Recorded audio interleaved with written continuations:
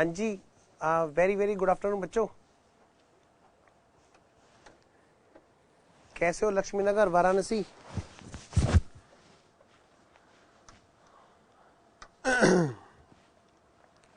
आ गए सब बच्चे? आज बेटे अपना लेक्चर नंबर 15 है, अकाउंट्स का lecture number 15। I hope last class में सब बच्चों ने होमवर्क किया था। जल्दी से सेस पे लिख के बताओ, जल्दी से बेटे।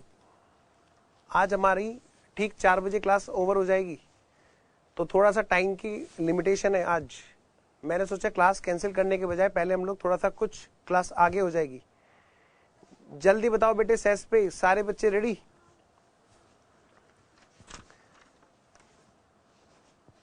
होमवर्क किया कि नहीं? होमवर्क किया कि नहीं? इन्वेस्टमेंट अकाउंट का मैंने आपको कुछ होमवर्क दिया था। धनबाद भी रेडी है, लक्ष्मी नगर भी रेडी है, वाराणसी भी रेडी है, और हाँ जी, चलिए पटना कहाँ हो? आओ बेटे। तो फटाफट से निकालेंगे सारे बच्चे होमवर्क वाली क्लास, होमवर्क वाले क्वेश्चंस। लास्ट क्लास में अपना जो होमवर्क था पहले बेटे उसको खत्म करना है। मैंने आपको होमवर्क दिया था जो कि आपने नहीं किया। क्वेश्चन नंबर 1 दोबारा से होमवर्क था। जल्दी से मुझे बताएंगे होमवर्क के डाउट में, जिस क्वेश्चन में डाउट आएगा बेटे पहले मैं उसको करूंगा। होमवर्क जिस क्वेश्चन में डाउट है मुझे बताओ कौन सा क्वेश्चन है जो कराना है। सबसे पहले क्वेश्चन नंबर 1, मैंने सारे होमवर्क का सॉल्यूशन दे रखा है। क्वेश्चन नंबर 1 में कोई डाउट है तो लिख के भेजो, हालांकि शायद ही कोई डाउट हो। क्वेश्चन नंबर 1 में डाउट है कि नहीं, लिख के भेजो बेटे, यस और नो। और मैंने आपको क्वेश्चन नंबर 2 क्लास में करा दिया था। क्लास में मैंने आपको क्वेश्चन नंबर 2 कराया था, क्वेश्चन नंबर 5 कराया था। नोक में ये क्या है, कहाँ दे रखा है सॉल्यूशन? अरे बुक में दे रखा है बेटे सॉल्यूशन। हाँ बुक में दे रखा है। धन्यवाद। देखो आपके पास असाइनमेंट है, अपना असाइनमेंट मिला ना आपको? इसके अंदर देखो क्वेश्चन नंबर 1 का सॉल्यूशन दे रखा है मैंने आपको।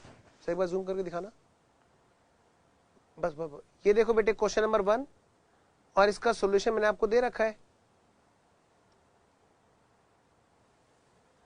होमवर्क हो जाएगा, आप आगे करवा दीजिए, no problem sir. Okay Varanasi. हाँ नहीं फ्रीज नहीं करना सर, फ्रीज नहीं करना। अच्छा ये फ्रीजिंग हटा दीजिए, फ्रीज नहीं करना, फ्रीज नहीं करना सर। इसमें मार्केट वैल्यू कैसे निकालेंगे बेटे? धन्यवाद। क्या कोई क्वेश्चन में कसम खिलाई गई थी? Zoom out. क्या हर क्वेश्चन में मार्केट वैल्यू होना जरूरी है? बिल्कुल भी नहीं।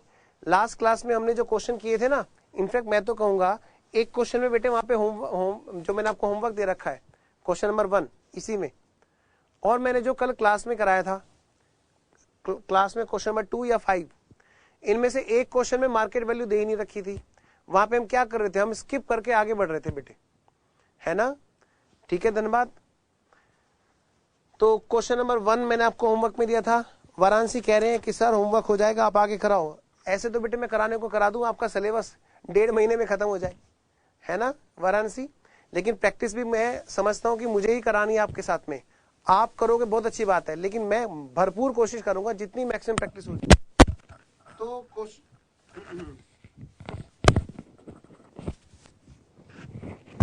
तो भाई क्वेश्चन नंबर 3, अब मैं आता हूं क्वेश्चन नंबर 3। मैंने आपको क्लास में करा दिया था। क्वेश्चन नंबर 3 भी मैंने आपको करा दिया था। क्वेश्चन नंबर 4 है बेटे, वो थोड़ा सा नया पॉइंट है उसके अंदर, ठीक है? वो हो सकता है वो ना हुआ हो, अभी बताता हूं उसमें। क्वेश्चन नंबर 5 मैंने आपको करा दिया था। क्वेश्चन नंबर 6 कराया था क्या मैंने लास्ट क्लास में? मैंने आपको क्वेश्चन नंबर 6 कराया था क्या बच्चों? बताना जरा सेस पे, मैंने क्वेश्चन नंबर 6 कराया था क्या? क्वेश्चन नंबर 7 मैंने आपको होमवर्क दिया था। क्वेश्चन नंबर 8 भी मैंने आपको होमवर्क दे रखा है बच्चों। क्वेश्चन नंबर 9, भी होमवर्क है। क्वेश्चन नंबर 10 ये भी बेटे होमवर्क में था आपके। ये जो क्वेश्चंस है ना, ये जो क्वेश्चंस है, ये क्वेश्चन है investment in debentures, investment in debentures, debentures के अंदर। नो सर, अभी जब कंफ्यूजन होगा तो आपको मैसेज कर देंगे, टेक्स्ट कर देंगे। ओके, वाराणसी को कोई डाउट नहीं है। चलिए बहुत अच्छी बात है। चलिए कोई बात नहीं, अगर आज भी बच्चों ने ट्राई नहीं किया या ट्राई कर लिया, डाउट नहीं आया, मैं डिबेंचर के इन्वेस्टमेंट के डाउट को फिर से इनवाइट करूंगा। ये बिल्कुल भी इसका कोई मतलब नहीं होगा कि सैटेलाइट क्लास है तो हम लोग आगे बढ़ जाएंगे, डोंट वरी, ठीक है। जिन नलायकों ने आज होमवर्क ट्राई नहीं किया ये उनके लिए है, और जिन बच्चों ने किया है वो बच्चे बहुत अच्छे हैं, ठीक है ना। तो मैं चल रहा हूं कॉन्सेप्ट को अब आगे लेकर के, मैं चल रहा हूं बेटे आगे लेकर के कॉन्सेप्ट को। इस चैप्टर में अगला जो पार्ट है वो है investments in shares, investments in shares. Okay Varanasi, तो आओ जरा बेटे फटाफट से देखे तो सही इन्वेस्टमेंट इन शेयर्स की कहानी। लो जी, इन्वेस्टमेंट इन शेयर्स में और इन्वेस्टमेंट इन डिबेंचर्स में, इनमें क्या डिफरेंस है जी? सर हम बताएं, बताओ सर। उसमें डिबेंचर होते हैं, मैंने कहा बिल्कुल सही, और इसमें शेयर्स होते हैं, बिल्कुल सही। ये तो डिफरेंस सबको पता है, फिर आपको क्या एक्स्ट्रा पता है? यहां पर इंटरेस्ट दिया जाता है, कंपनी इंटरेस्ट पे करती है, यहां पर इन्वेस्टर क्या करता है, इंटरेस्ट को रिसीव करता है, और यहां पर क्या है, यहां पर शेयर्स पे क्या मिलता है, डिविडेंड, बिल्कुल सही। और देखो क्या यहां पर लॉन्ग टर्म शॉर्ट टर्म सब कुछ ऐसे है? यस। यहां पर बेटे इनकम की बात का डिफरेंस है, इनकम यहां पर जो है शेयर्स के केस में है डिविडेंड, और यहां बेटे डिबेंचर्स के केस में है इंटरेस्ट। जरा डिफरेंस को समझो पहले। अच्छा लक्ष्मी नगर कह रहे हैं क्वेश्चन नंबर 6 नहीं कराया था, तो कोई बात नहीं, वो आपके लिए होमवर्क है, ठीक है। लक्ष्मी नगर नहीं आएगा, अगर डाउट आएगा तब कर लेंगे उसको क्लास में। तो आगे बात करते हैं। तो इन्वेस्टमेंट जो है वो शेयर्स में हो सकता है और डिबेंचर्स में हो सकता है। शेयर्स मतलब इक्विटी भी हो सकते हैं बेटे, प्रेफरेंस भी हो सकते हैं। Very good Varanasi.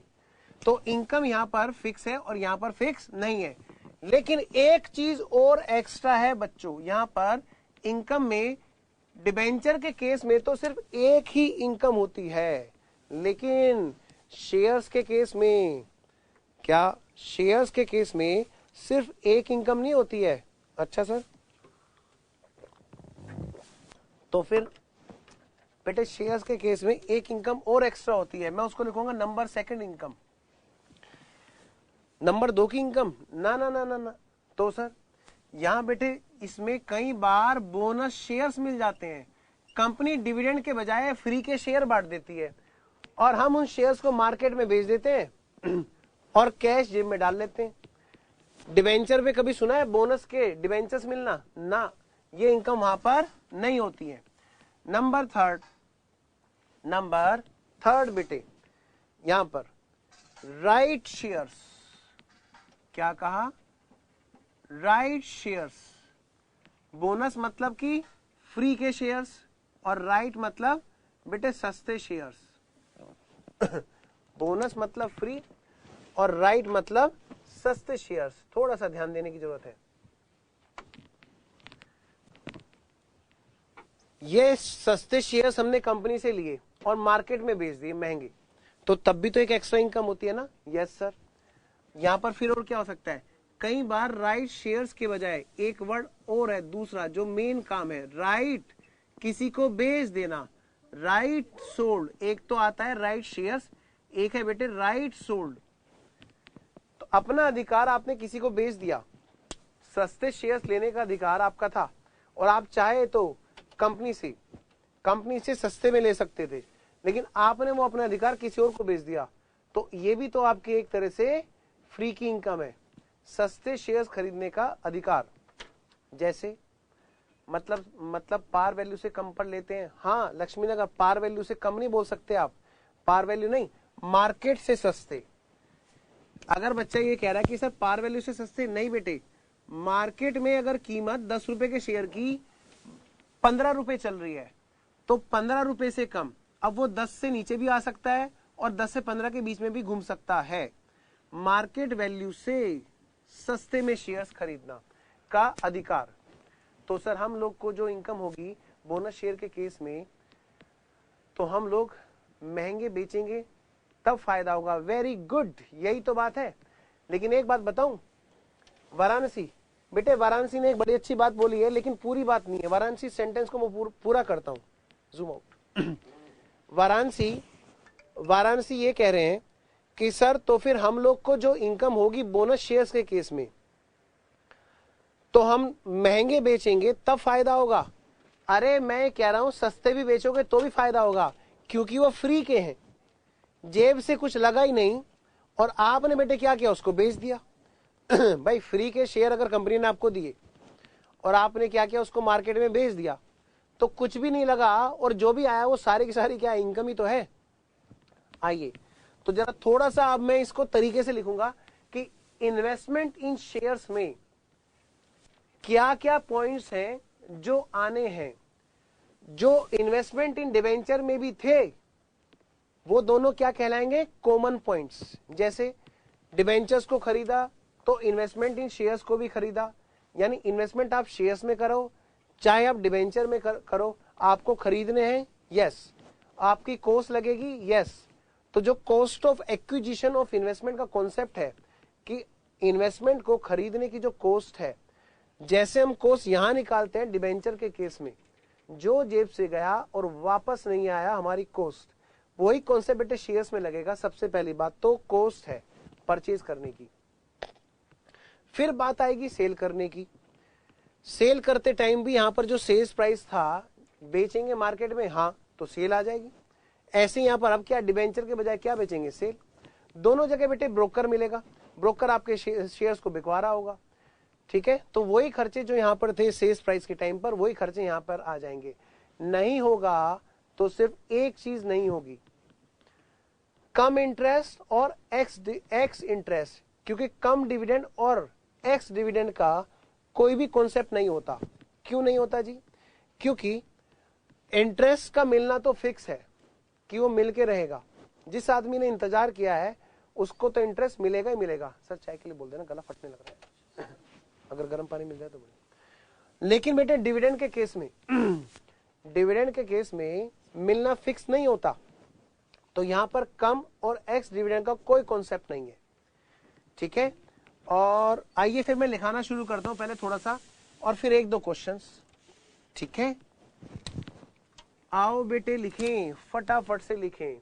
हेडिंग बनाएंगे सारे बच्चे, हेडिंग बनाएंगे सारे बच्चे।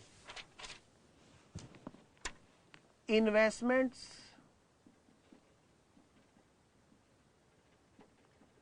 इन शेयर्स, इन्वेस्टमेंट्स इन शेयर्स। सेस हैंग हो रहा है सर, कोई बात नहीं बेटे, आपको मैं कोशिश करूंगा सेस की जरूरत ही ना पड़े, ठीक है। आइए जी, सबसे पहली बात शेयर्स के केस में, शेयर्स के केस में बेटे कॉस्ट ऑफ इन्वेस्टमेंट मतलब कि परचेज किया जाएगा। सबसे पहली बात तो ये है परचेज।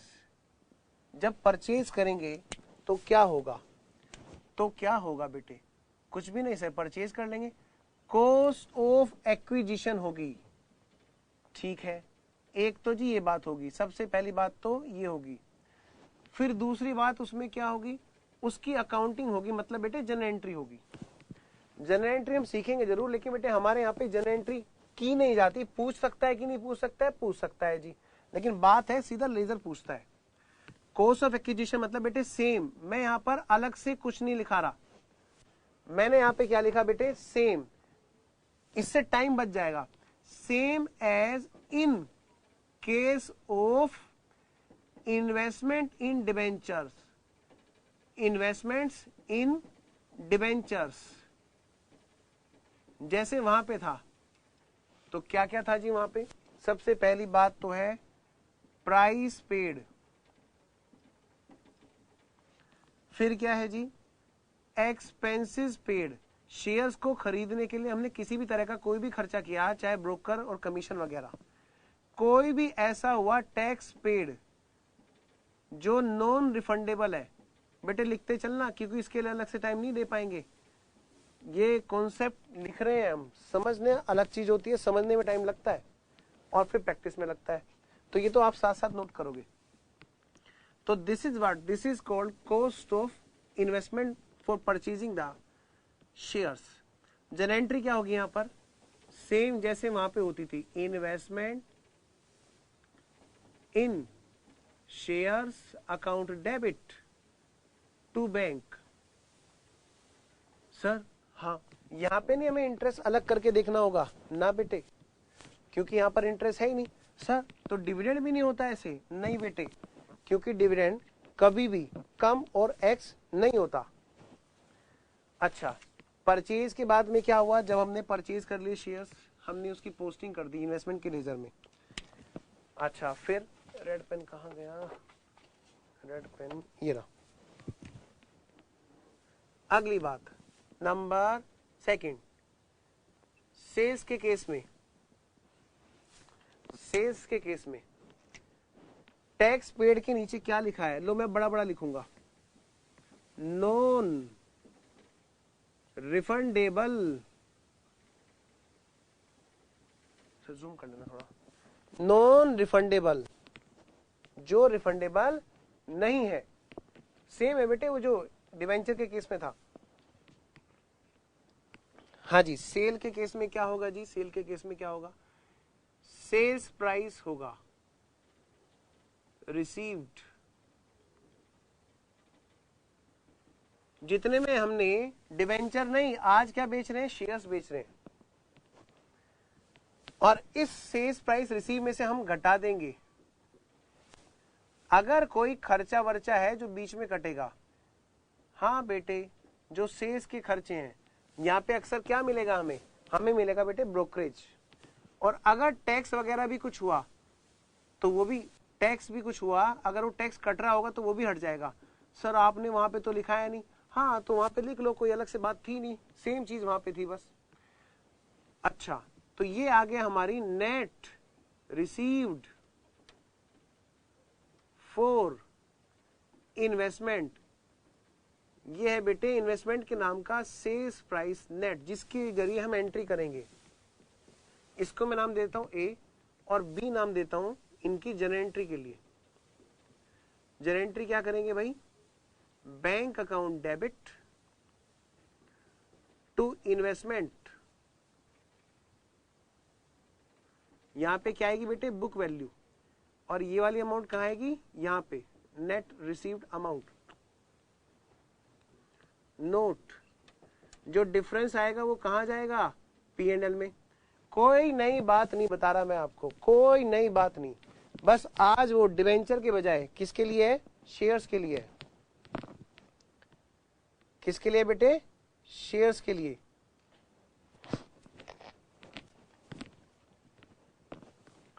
तो मैंने माना कि बच्चों ने इस बात को नोट कर लिया है। सर हाँ, ये जो P&L आया ये कैसे आएगा, मैंने कहा ये आएगा, ये P&L कैसे आएगा, ये आएगा सेल्स अमाउंट नेट वाली, नेट सेल्स अमाउंट, ये वाली जो सेल्स वाली नेट अमाउंट रिसीव हुई में से घट जाएगी cost of such sold investments,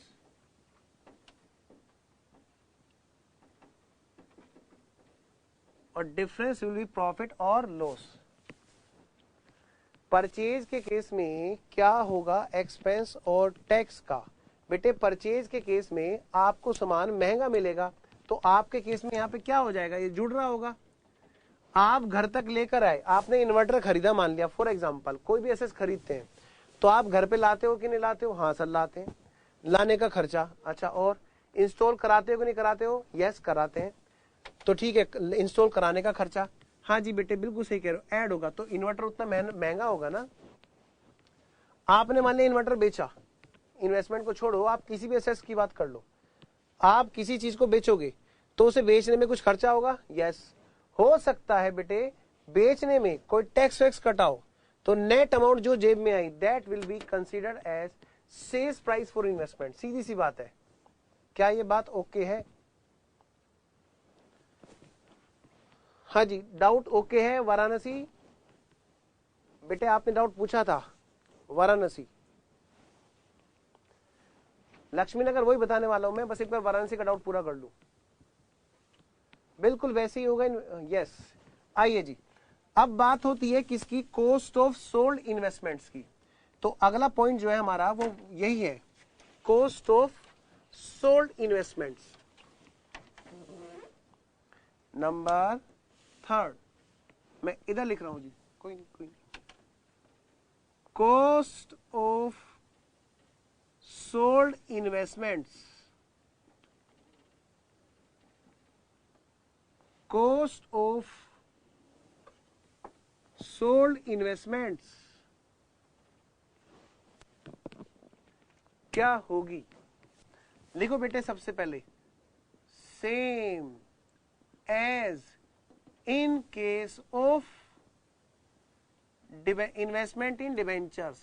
जैसे जैसे जैसे जैसे हम लोग करते थे इन्वेस्टमेंट इन डिबेंचर्स में, बेटे बिल्कुल वैसे वैसे वैसे करेंगे हम शेयर्स के केस में भी। अभी टेस्ट की अभी बात मत करो प्लीज। हाँ जी, तो इन्वेस्टमेंट इन डिबेंचर्स में भी बिल्कुल वैसे ही होगा बच्चों। अच्छा सर कैसे? सीधी सीधी बात, क्या देसी भाषा में लिखा दूं? हाँ सर, वही चीज लिखा दूं जो पहले लिखाई थी। हाँ, इफ क्वेश्चन सेज, अगर क्वेश्चन बोले, if question says only then FIFO,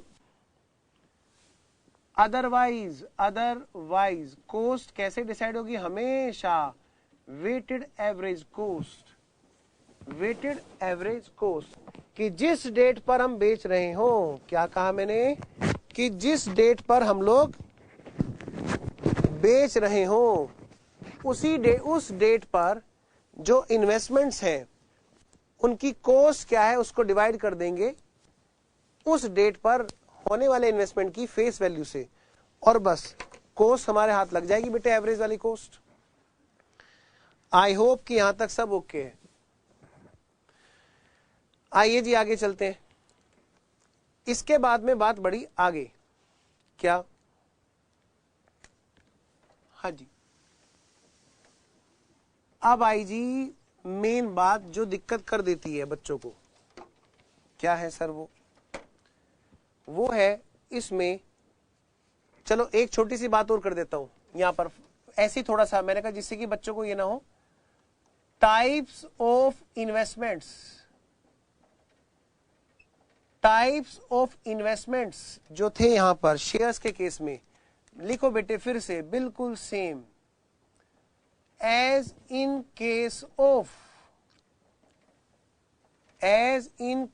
of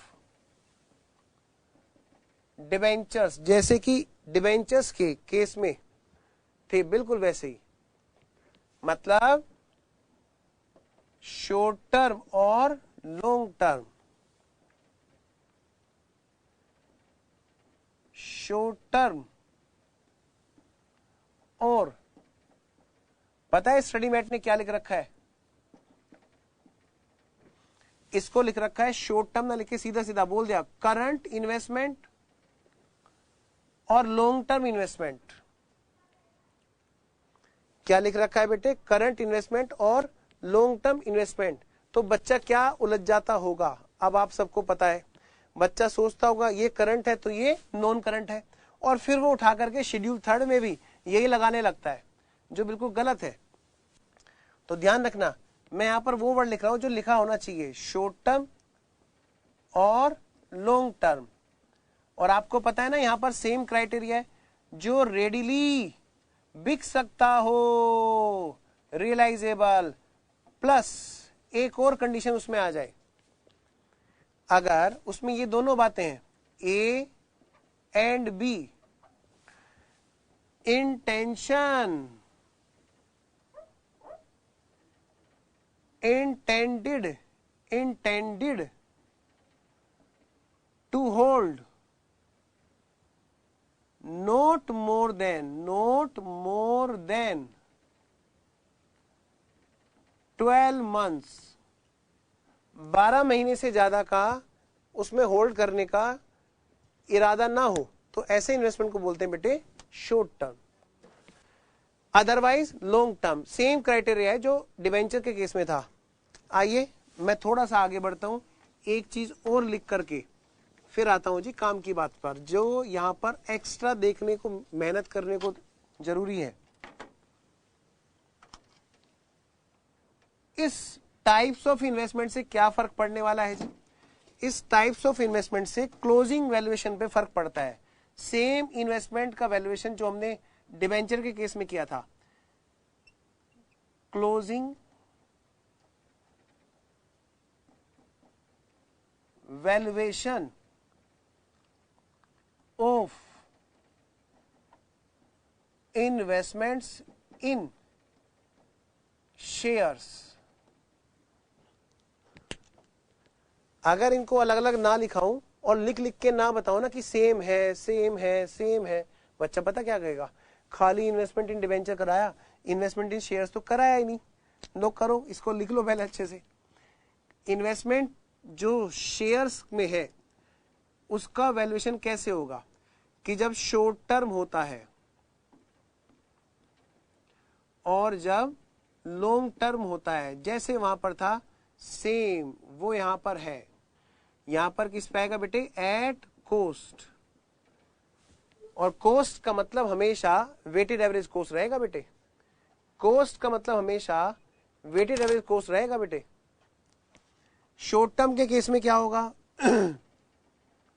lower of cost और fair value as it is, जैसे ही वहां पर था वैसे यहां पर कोस्ट और fair value which ever is less. आइए बेटे अब चलते हैं जो वहां पर और यहां पर सेम नहीं है उस पर चलते हैं। अगला पॉइंट है जी हमारा incomes from investments, incomes from investment in shares.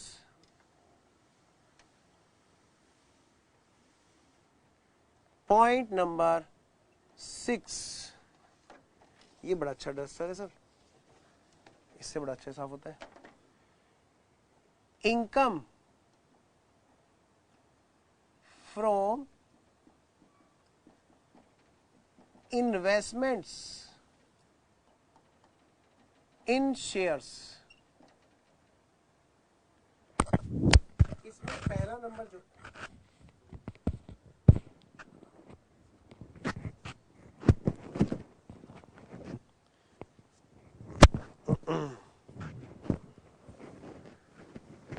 इसमें जो बेटे पहला नंबर है वो है ए, मैंने इसका नाम रखा ए, मतलब bonus shares.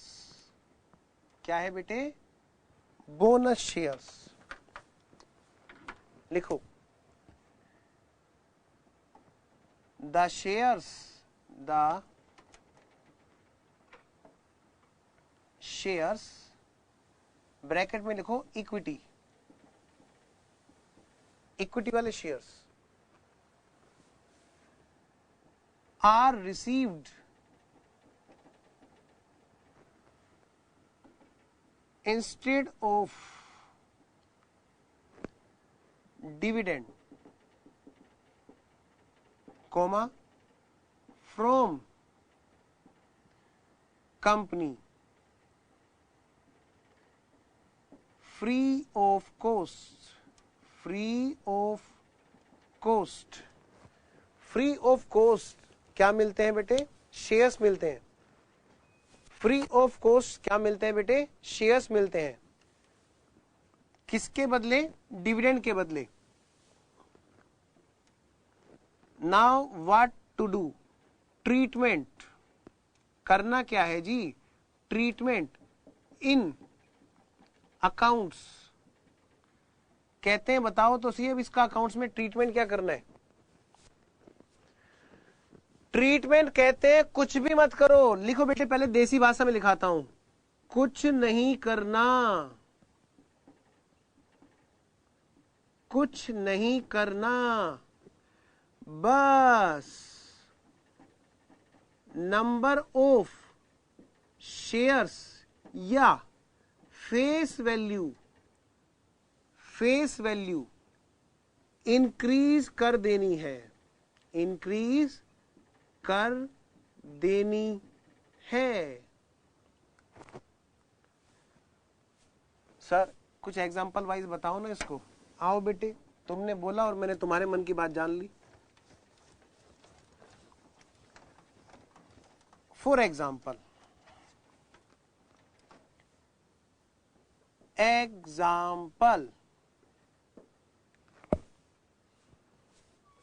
Mister X invested, mister X purchased या बोट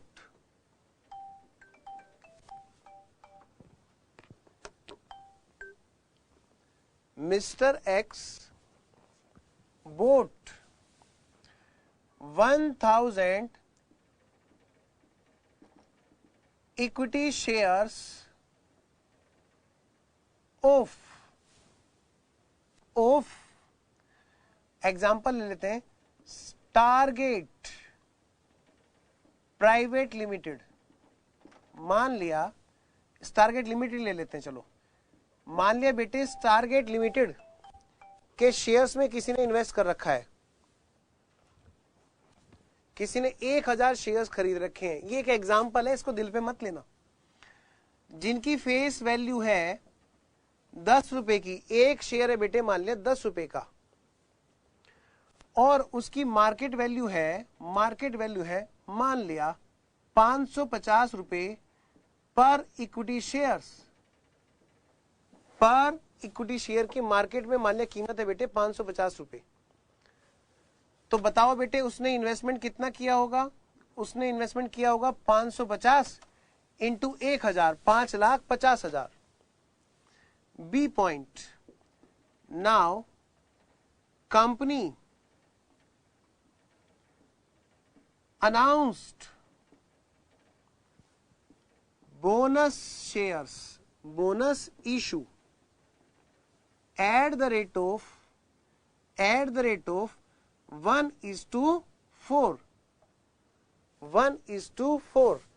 मान लिया बच्चों कंपनी ने बोनस अनाउंस किया 1:4 का, हर 4 शेयर के बदले 1 शेयर वो लोग क्या कर रहे हैं बेटे, फ्री में दे रहे हैं। तो ऐसे केस में कहते हैं, क्वेश्चन आपसे पूछता है क्या, यू आर रिक्वायर्ड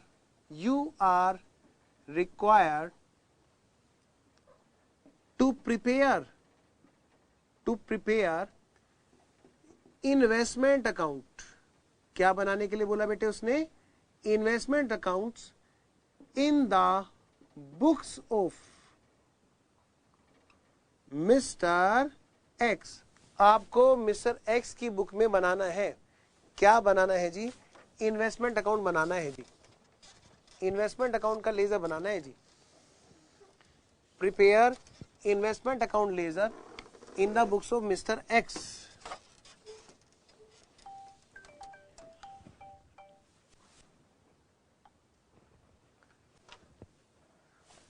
हाँ जी,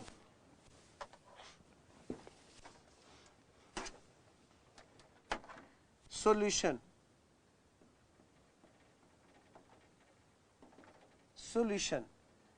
बाद में बेटे ये सारी चीजें ना एक साथ मिलेंगी आपको। मैं आपको क्वेश्चन में अलग अलग करके दिखा रहा हूं। हम क्या बनाएंगे जी, क्या बनाएंगे? हम बनाएंगे इन्वेस्टमेंट अकाउंट। कैसे बनाएंगे जी? ऐसे बनाएंगे। ये है कॉलम कौन सा? अमाउंट का। और बेटे ये वाला कॉलम कौन सा होगा इस बार? इनकम का। हाँ सर जूम करना था, बहुत बढ़िया। और थोड़ा सा मैं भी बड़ा लिखता हूँ।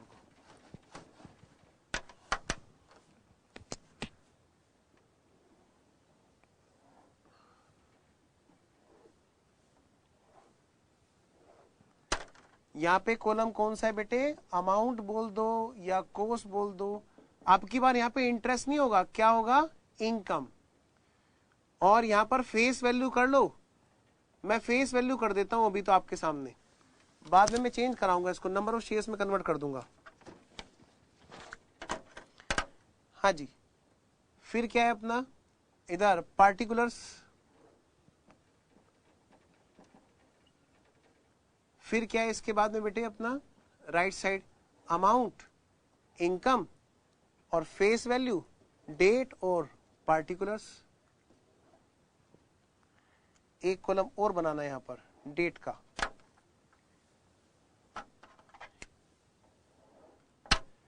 डेट्स, और ये आ गया अपना अमाउंट का, फिर इनकम का, अमाउंट, फिर इनकम। सर डेबिट में भी इनकम लिखेंगे? हाँ बेटे, इंटरेस्ट जैसे इधर इनकम होता था इधर खर्चा होता था, ऐसे यहाँ पर डिविडेंड इनकम है, डिविडेंड पे तो कुछ नहीं करेंगे पर कॉलम जरूर रहेगा क्योंकि पीएनएल में तो भेजेंगे ना। फिर क्या है फेस वैल्यू, फिर क्या है यहाँ पर पार्टिकुलर्स। सर कोई नया अकाउंट नहीं बनेगा? नहीं बेटे, इन्वेस्टमेंट तो इन्वेस्टमेंट होता है।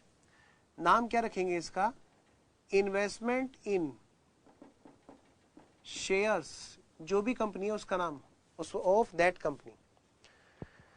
तो भाई सबसे पहले मिस्टर एक्स ने खरीदा जी, ए एंट्री, इन्वेस्टमेंट किए, टू बैंक 1000 शेयर से 10-10 वाले, तो पता है आपको 10,000 की फेस वैल्यू है? हाँ सर, 10,000 की फेस वैल्यू है। और कितने रुपए पे किए उसने? 550 के हिसाब से बेटे 5,50,000 रुपए। ठीक है, सबसे पहली बात तो जब भी बात शेयर्स में उठेगी, हमारी वैसे मर्जी है कि हम फेस वैल्यू मेंटेन करें या नंबर ऑफ शेयर्स मेंटेन करें, बट इट्स बेटर कि आप यहां पर फेस वैल्यू ना करके क्या मेंटेन करें, NOS, नंबर ऑफ शेयर्स। तो ये कितने हो जाएंगे? 1000 शेयर्स। नंबर ऑफ शेयर्स कितने बेटे? 1000। यहां पर फेस वैल्यू ना मेंटेन करके क्या करेंगे? Number of shares. लो जी बेटे, मुझे जल्दी से बताओ यहां तक कोई दिक्कत है क्या? आई होप कि कोई दिक्कत नहीं होगी। अब बात करते हैं जी, हमें क्या मिला? 1 शेयर फॉर ईच 4 शेयर, हर 4 के बदले, इधर लाना सर, हर 4 के बदले 1 शेयर फ्री का दिया जा रहा है। तो क्या ट्रीटमेंट करते हैं इसमें? अभी देखो बेटे, मैंने आपको लिखाया था क्या, कुछ नहीं करना, बस नंबर ऑफ शेयर्स बढ़ा देने, बस। अमाउंट के कॉलम में कुछ भी आएगा? नहीं, कुछ भी नहीं आएगा। अब देखो मैं क्या करने जा रहा हूं, जरा ध्यान से देखना बेटे, कुछ नहीं करना, बस नंबर ऑफ शेयर्स बढ़ा देने हैं। नंबर ऑफ शेयर्स कितने? 1/4, यानी बेटे 250 शेयर्स मिले। यहां पे कुछ नहीं किया। सर यहां भी कुछ लिखेंगे कि नहीं लिखेंगे? लिखेंगे, नाम रखेंगे बोनस शेयर्स। ये है हमारी ए एंट्री, ये है हमारी बी एंट्री। ए और बी के बजाय वहां पर डेट दी होगी, किस डेट में खरीदे, किस डेट में बोनस मिला। सारे बच्चे बताएंगे, पहले जल्दी से इस पे लिख के भेजेंगे ओके एंड नोटेड, क्योंकि बेटे कॉन्सेप्ट है ये। जल्दी बोलो बेटे, okay and noted, so that मैं आगे चल सकूं।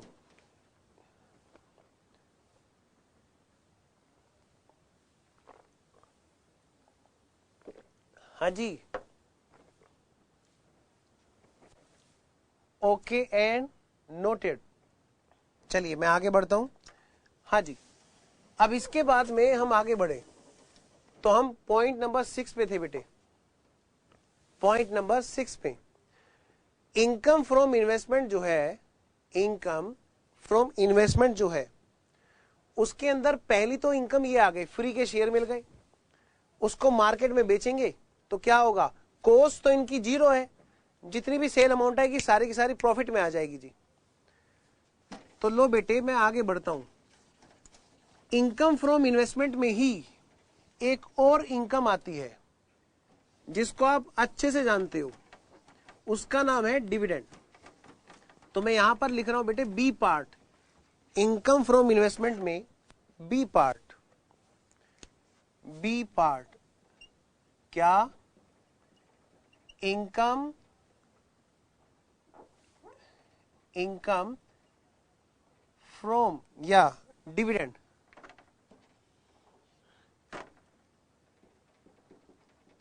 डिविडेंड इनकम, भाई शेयर से आने वाली जो इनकम है बोनस की तरह, एक और इनकम है, कौन सी, डिविडेंड इनकम। सबसे पहले काम की बात,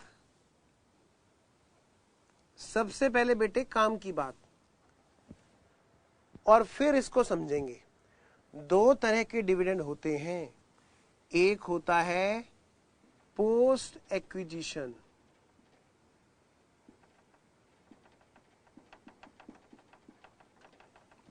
इसमें एक अमेंडमेंट आई है, एक और होता है pre acquisition.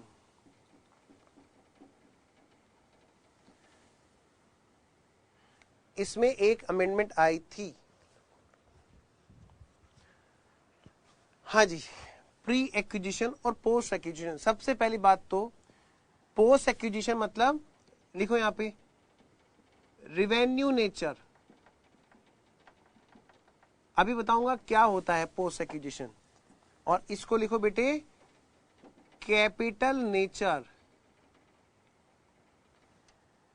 Recovery of cost, recovery of cost. अगला पॉइंट ट्रीटमेंट, भाई अकाउंट में क्या ट्रीटमेंट है इसका। बेटे आप सबका सेस हैंग है या कुछ बच्चे अभी भी बचे हुए हैं? प्लीज एक बार जिनका सेस ठीक चल रहा है मुझे सेस पे लिख के बताओ जल्दी से। हाँ जी, सारे पढ़ रहे हैं ना साथ साथ, कहीं कोई सो तो नहीं रहा? हाँ जी बेटे सारे बच्चे पढ़ रहे हैं ना साथ साथ, कोई सो तो नहीं रहा? हाँ, वाराणसी, लक्ष्मीनगर, धनबाद और पटना, जल्दी बोलो। सारे जाग रहे हो कि नहीं जाग रहे हो? मुझे नहीं लगता कि आप लोग एक्टिव हो भी इस टाइम पे, क्योंकि सेस पे कोई एक्टिव नहीं आ रही बात। वाराणसी वाले जाग गए हैं, बाकी बच्चे भी जागो जल्दी से। हाँ जी एक्टिव है, धन्यवाद, ओके वेरी गुड। तो बेटे देखो डिविडेंड की इनकम जो है, शेयर से होने वाली जो इनकम है वो दो तरह की है, एक है प्री एक्विजिशन डिविडेंड और एक है पोस्ट एक्विजिशन डिविडेंड। पहले ट्रीटमेंट समझ लो, फिर बताऊंगा कि ये होते क्या है। पहले बेटे एग्जाम की बात। हाँ जी, पोस्ट एक्विजिशन है तो रिवेन्यू नेचर है, इसको हम इनकम मानेंगे। Bank account debit to income, अगर हमें वो वाला डिविडेंड मिला, अगर अगर अगर अगर अगर हमें वाला डिविडेंड मिला जो रिवेन्यू नेचर का है पोस्ट एक्विजिशन होने की वजह से, तो हम उसको इनकम मान लेंगे। और अगर हमें प्री एक्विजिशन वाला डिविडेंड मिला तो हम उसको रिकवरी ऑफ कॉस्ट मानेंगे। तो बोलेंगे bank account debit to investment. बेटे इसको सीधा सीधा असेट्स में क्रेडिट करेंगे, ये माना जाएगा कि इन्वेस्टमेंट की कॉस्ट की रिकवरी हो रही है। तो पहले तो बेटे एग्जाम की बात, अपने काम की बात, क्वेश्चंस की बात वो ये है। आओ जरा अब इसको समझते हैं कि किसको बोलते हैं प्री एक्विजिशन और किसको बोलते हैं पोस्ट एक्विजिशन। हाँ जी, एक एग्जाम्पल, एक एग्जाम्पल।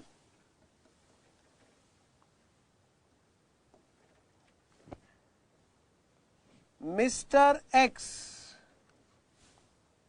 बल्कि इसमें एक काम करता हूं, इस वाले एग्जांपल में मिस्टर वाई करता हूं। Mister Y boat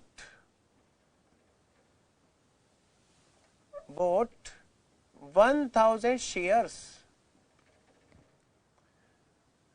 at the rate of 550 on 1 May 2017। बेटे कब खरीदे उसने? 1 मई 2017 को उसने खरीदे। कितने के भाव में? 550 के भाव में। चलो जी आगे बढ़ते हैं। नेक्स्ट, कंपनी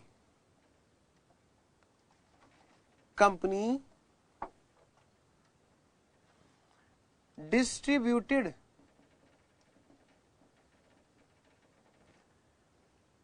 %10 dividend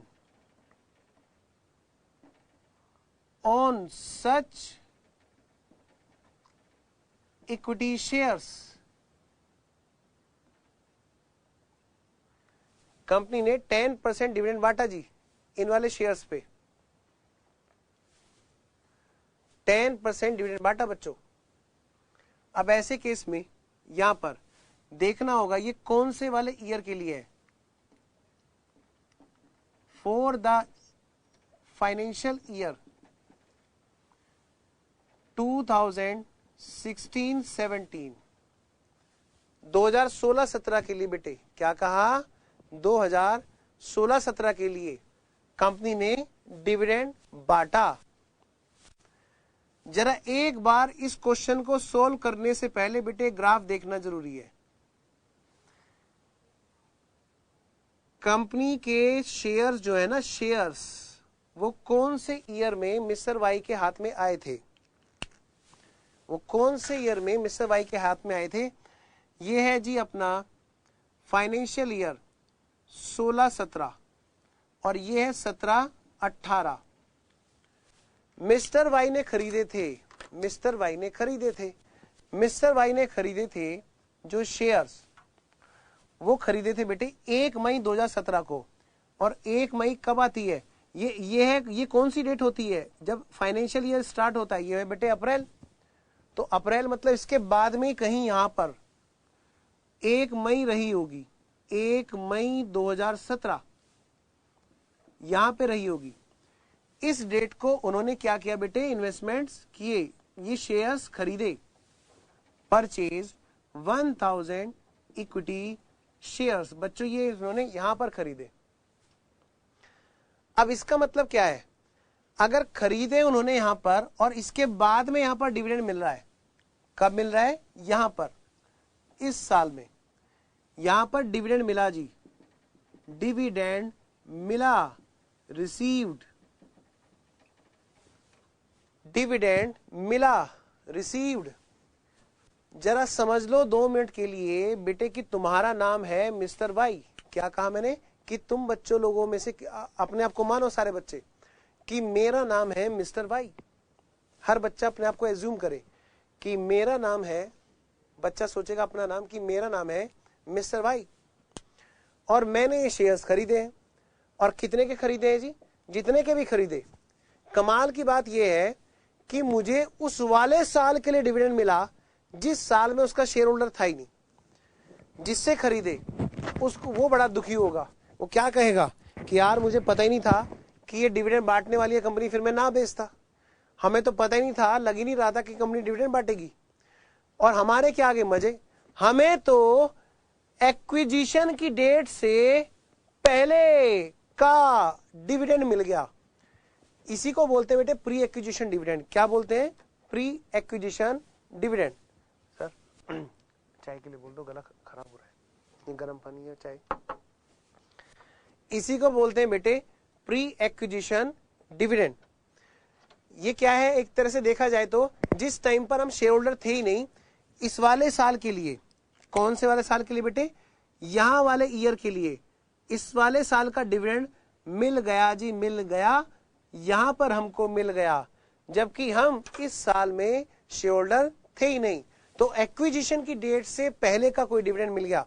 तो एक तरह से हम मानते हैं कि हमारा जो हमने पैसा लगाया था वो रिकवर हो रहा है, उससे इनकम तो अब आगे आएगी। अच्छा सर, फिर आगे की बात बताओ। मैंने कहा लो, तुम भी क्या याद रखोगे? अगर अगर अगर अगर अगर अगर अगर कंपनी ने डिविडेंड बांटा 17-18 वाले ईयर के लिए, अगर कंपनी ने 17-18 वाले ईयर के लिए बांटा, तो हो सकता है इस बार का डिविडेंड, बेटे पूरा ध्यान देना, भटकना मत,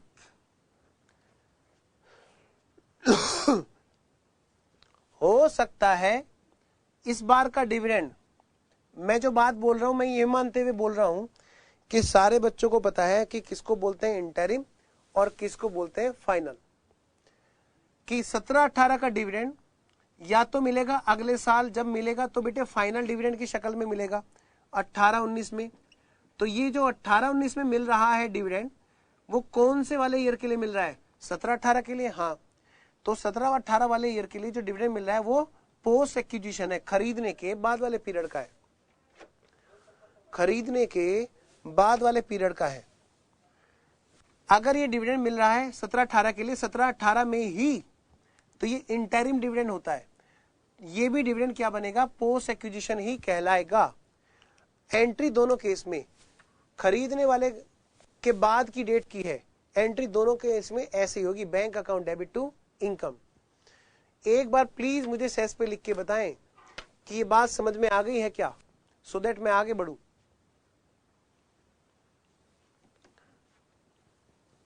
बोलो बेटे, सेस पे प्लीज मुझे एक बार लिख के बताओ। Okay and noted. ये कॉन्सेप्ट चल रहा है, इस कॉन्सेप्ट में मिसिंग नहीं होना चाहिए, इसलिए मुझे बार बार पूछना पड़ेगा इन कॉन्सेप्ट में। हाँ, एक बार शॉर्ट में रिपीट कीजिए। अच्छा, ग्राफ को करता हूं। हाँ, वाराणसी कह रहे but wait sir, but wait sir मतलब समझ में आ गया है, शायद नोट कर रहे होंगे वाराणसी। अच्छा, मैं तब तक ग्राफ एक्सप्लेन कर देता हूं दोबारा से।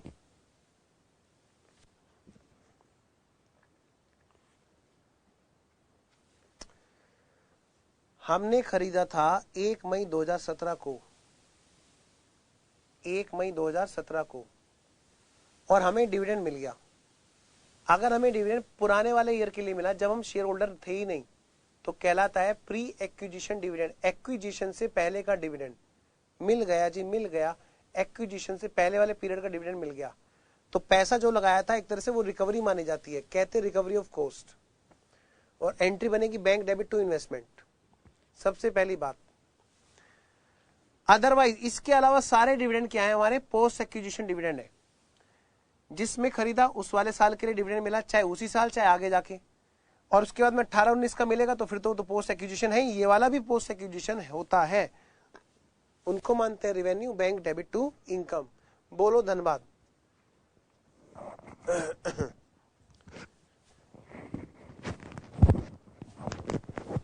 हाँ जी, धनबाद, धनबाद को ओके, धनबाद का क्लियर हो गया है। तो वाराणसी बेटे आपने नोट कर लिया है? आपने मुझे रोका था तो मैं रुका था यहां पर।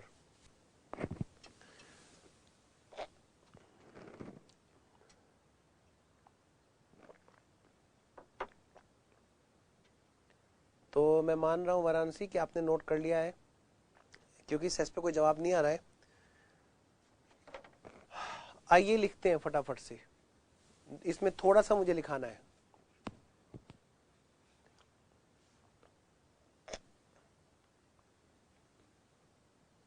हाँ जी, फटाफट से लिखेंगे इसके अंदर।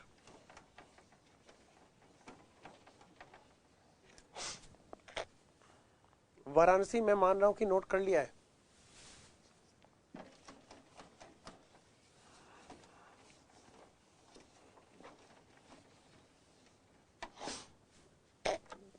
अगर किसी बच्चे का सेस पे जवाब नहीं आएगा तो मैं एक रीजनेबल टाइम लेकर के आगे बढ़ जाऊंगा।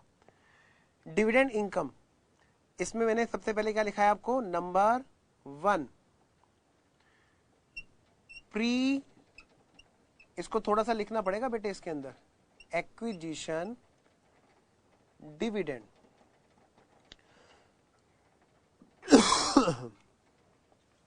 Pre acquisition dividend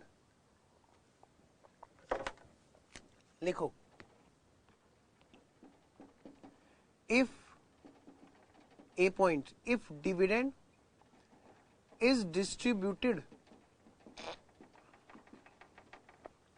if dividend is distributed for the period prior to the date of acquisition, for the period prior to the date of acquisition,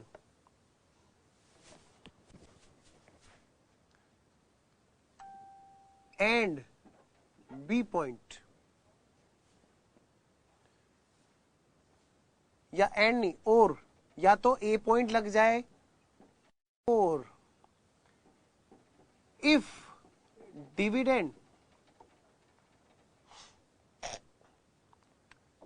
Aldous, बेटे कंफ्यूज मत हो जाना जो मैं लिखने जा रहा हूं, ये पॉइंट मैंने रोका था जानबूझ के, क्योंकि आपको पहले समझाना था, समझाना आपको इस पॉइंट से तुरंत समझ में आ जाता है। If dividend Aldous belongs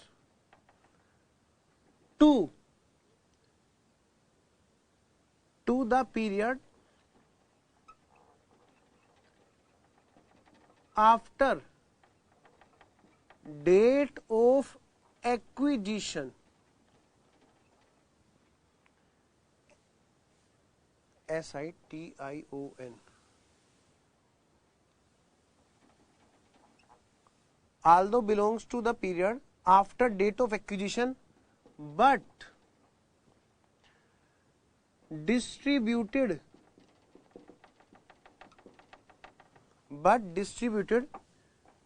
from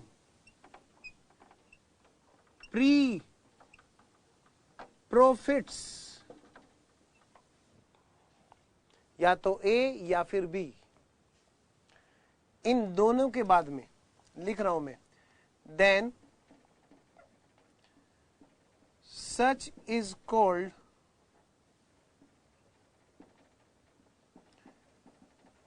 pre-acquisition dividend.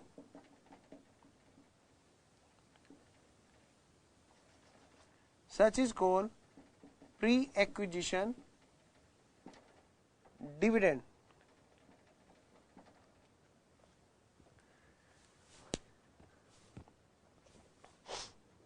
Then such is called pre-acquisition dividend.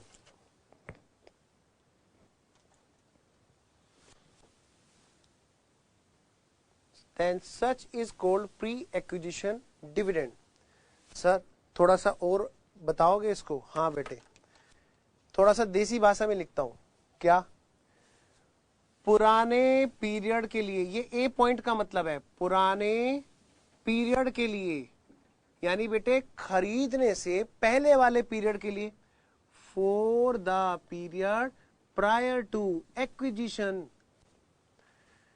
यानी खरीदने से पहले वाले पीरियड के लिए, या हालांकि डिविडेंड बिलोंग करता है for the period after the date of acquisition but distributed from pre profits, या फिर पुराने प्रॉफिट से बांटा हो, पुराने प्रॉफिट्स से बांटा। ओ, तो ये बात है, या तो बेटे पुराने वाले पीरियड के लिए प्रॉफिट बांटा हो, चाहे फिर कहीं से बांटा हो, पुराने प्रॉफिट से बांटे चाहे नए प्रॉफिट से, तब भी वो क्या कहलाता है? प्री एक्विजिशन डिविडेंड बन जाएगा। या फिर बाद वाले पीरियड के बांटा लेकिन उठाया पुराना प्रॉफिट। और थोड़ा सा समझाऊं इसको? हाँ सर समझाओ। हाँ जी, एक पेड़ है, मैं एक एग्जांपल ले रहा हूं छोटा सा, ये एक पेड़ है, पेड़, ये क्या है भाई? ये क्या है? ये है क्या? ये है एक पेड़, ये एक ट्री है, और इस पर कुछ फल हैं जो पहले से लगे हुए हैं। यहां पर मान लिया बेटे, यहां पर 10,000 रुपए के फल पहले से लगे हुए हैं, ओल्ड फ्रूट्स, ये पहले से फल लगे हुए हैं। मैं कह सकता हूं इसको मैं इसको एक नाम देता हूं, पहले से ही लगे हुए हैं, पहले से ही लगे हुए हैं फल। सर पहले क्यों बोल रहे हो? पहले इसलिए बोल रहा हूं बेटे, मान लिया कोई मिस्टर एक्स है, उन्होंने ये पेड़ उगा रखा है, क्या नाम है इनका? Mister x. मैं ये वाला पॉइंट रब कर रहा हूं, इधर वाला। भाई ये मिस्टर एक्स ने एक पेड़ लगा रखा है और इधर से आए मिस्टर वाई। मिस्टर वाई कौन? अभी जो सैटेलाइट पे उधर आप सब लोग बच्चे पढ़ रहे हैं, मैं आपका नाम रखता हूं मिस्टर वाई। और ये है कौन? ये मैं हूं मिस्टर एक्स। मैंने यहां पे बेटे एक पेड़ लगा रखा है, रोज उसमें पानी देता हूं, खाद देता हूं, और ये पेड़ लगाया, इस पर फल आते हैं। कौन से? पैसे वाले फल। इस पर कुछ फल पहले से लगे हुए थे, 10,000। आपने कहा सर आप हमें पेड़ बेचोगे? मैंने कहा बिल्कुल बेचूंगा। आपने कहा सर हमें पेड़ बेच दो। मैंने कहा बेच दिया, जाओ दे दो मुझे 1,00,000 रुपए। आपने मेरे को 1,00,000 रुपए पे कर दिए। आपने अपने यहां एंट्री डाली, investment account debit to bank. ठीक है, मैंने क्या की वो छोड़ो, आप अपनी बात करो। आपने इन्वेस्टमेंट खरीद ले, investment account debit to bank. अब ये पेड़ आपका और मैं चला गया। अब ये पेड़ आपका, अब आप इसके मालिक, आपका नाम है मिस्टर वाई। Mister Y. मैं ये मान रहा हूं सारे बच्चे ध्यान से सुन रहे हैं, क्योंकि दोबारा एग्जांपल रिपीट नहीं होगा। अब आप इसमें खाद देते हैं, आप इसमें पानी देते हैं, और इस पे बेटे नए फल आए, नए फल आए। इसमें 25,000 रुपए के, कितने रुपए के बेटे? 25,000 रुपए के नए फल लगे। अच्छा, अब यहां पर क्या हुआ जी? क्या हुआ? मिस्टर वाई यानी आप गए मार्केट में और आपने क्या किया? फल बेचने के लिए कॉन्ट्रैक्ट लिया, और आपको कोई कॉन्ट्रैक्ट मिल गया। आपने कहा, क्या कहा कि आओ भाई मैं 35,000 रुपए के फल, क्या कहा बेटे? 35,000 रुपए के फल मार्केट में बेचने चलता हूं। ध्यान से, आपने ये वाले फल तोड़े, 10,000 रुपए के फल, और आपने ये वाले फल तोड़े बेटे 25,000 रुपए के फल। इनमें से एक फल ऐसे हैं जो प्री एक्विजिशन वाले पीरियड के हैं, और एक फल दूसरा फल ऐसा है जो पोस्ट एक्विजिशन वाले पीरियड का है। आप सबको अगर बात समझ में आ गई है तो बताओ कितने रुपए के फल ऐसे हैं जो प्री एक्विजिशन वाले हैं, जो रिकवरी होगी कोस्ट की। देखिए सेंटर कौन सा सबसे पहले जवाब देगा। कितने रुपए के फल ऐसे हैं जो कोस्ट की रिकवरी माने जाएंगे? लक्ष्मी नगर कह रहे हैं प्री एक्विजिशन। धनबाद भी कह रहे हैं। हाँ जी, बाकी का शायद सेस हैंगे। Very very good. ये कहलाएंगे बेटे प्री एक्विजिशन वाले। और इनकी एंट्री क्या होगी? इनके लिए जनरल एंट्री क्या होगी? भले ये डिविडेंड हो ये कहलाएंगे bank account debit to income. और इसके लिए एंट्री क्या होगी? सॉरी मैं गलत बोल गया। इसके लिए क्या होगी? Bank account debit to income. ये तो पोस्ट एक्विजिशन है। और ये वाली क्या कहलाएगी बेटे? ये तो पोस्ट है और ये प्री है। इसकी क्या एंट्री होगी? Bank debit to investment. Bank debit to investment. Very very good. मुझे भी हो रही है लेकिन मेरा गला खराब हो रहा है थोड़ा सा, है ना? हाँ जी बेटे, यहां तक किसी बच्चे को कोई दिक्कत? तो ये बात क्योंकि आपको समझ में आ गई है, अब मैं अगले कॉन्सेप्ट पे चलना चाह रहा हूं। तो मैं इसको रब कर देता हूं क्योंकि कोई भी सेस पे डाउट नहीं है और सारे बच्चों ने सेस पे आंसर भी सही दिया है। तो 2 इनकम हो गई। एक लास्ट कॉन्सेप्ट और बचा है, बस अगर वो हो जाए, छोटा सा कॉन्सेप्ट है, अगर वो हो जाए और उसमें अमेंडमेंट भी आई है। उन पुरानी क्लासेस में ये बात नहीं है, तो वहां से करना इसीलिए खतरनाक रहता है। छोटी छोटी बहुत सारी अमेंडमेंट्स हैं। हाँ जी, वो हो जाए तो हम सीधा सीधा क्वेश्चन पे आ जाएंगे। तो इनकम का टाइप है सी। राइट सोल्ड, इसी को बोलते हैं बेटे राइट रिनाउंस भी बोलते हैं इसको। क्या बोलते हैं बच्चों? राइट रिनाउंस भी बोल देते हैं।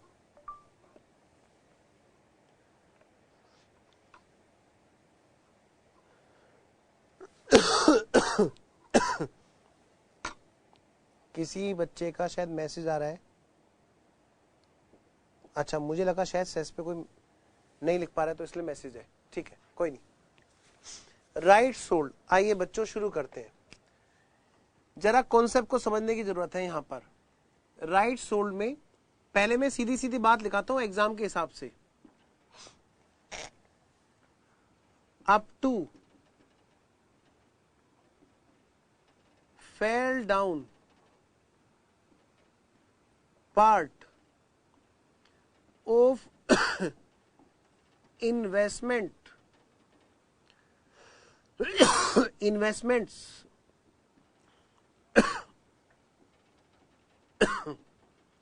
market value, up to fell down part of investments market value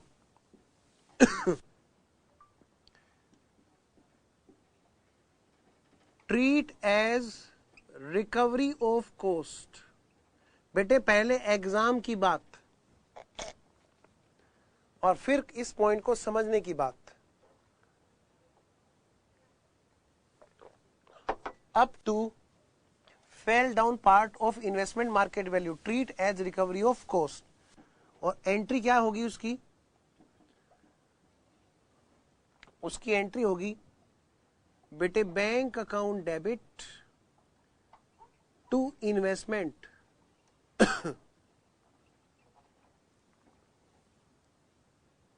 bank account debit to investments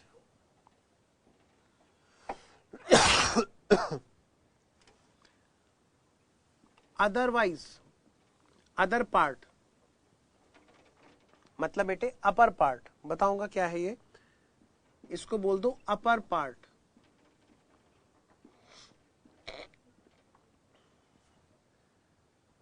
हाँ जी, इसको लिखो ट्रीट एज रेवेन्यू इनकम।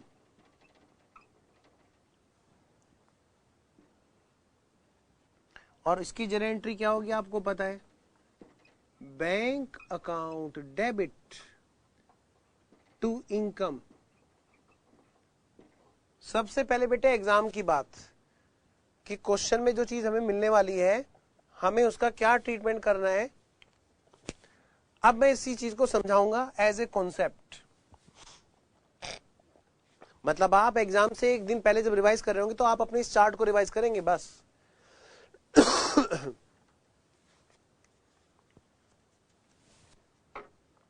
तो मैं शुरू हो जाता हूं इसको एक एग्जांपल लेकर के।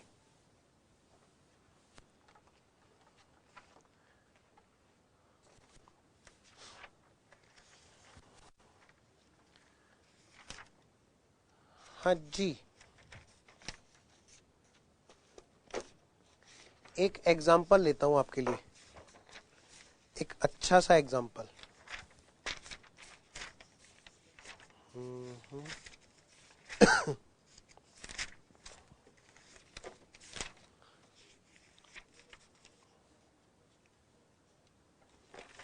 लो जी, मैं शुरू हो जाता हूं।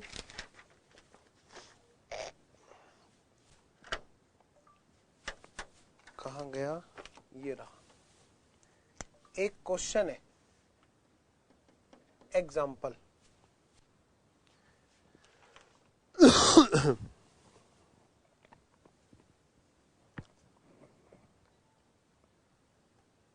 राम एक्वायर्ड, सर जूम कर लेना। राम एक्वायर्ड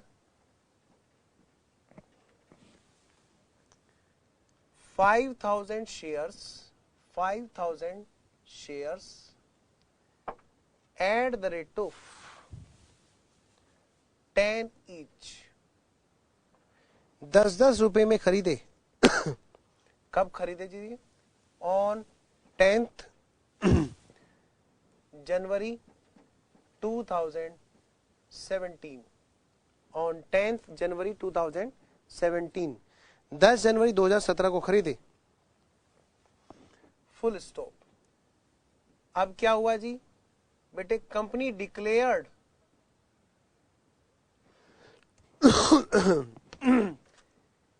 ए राइट,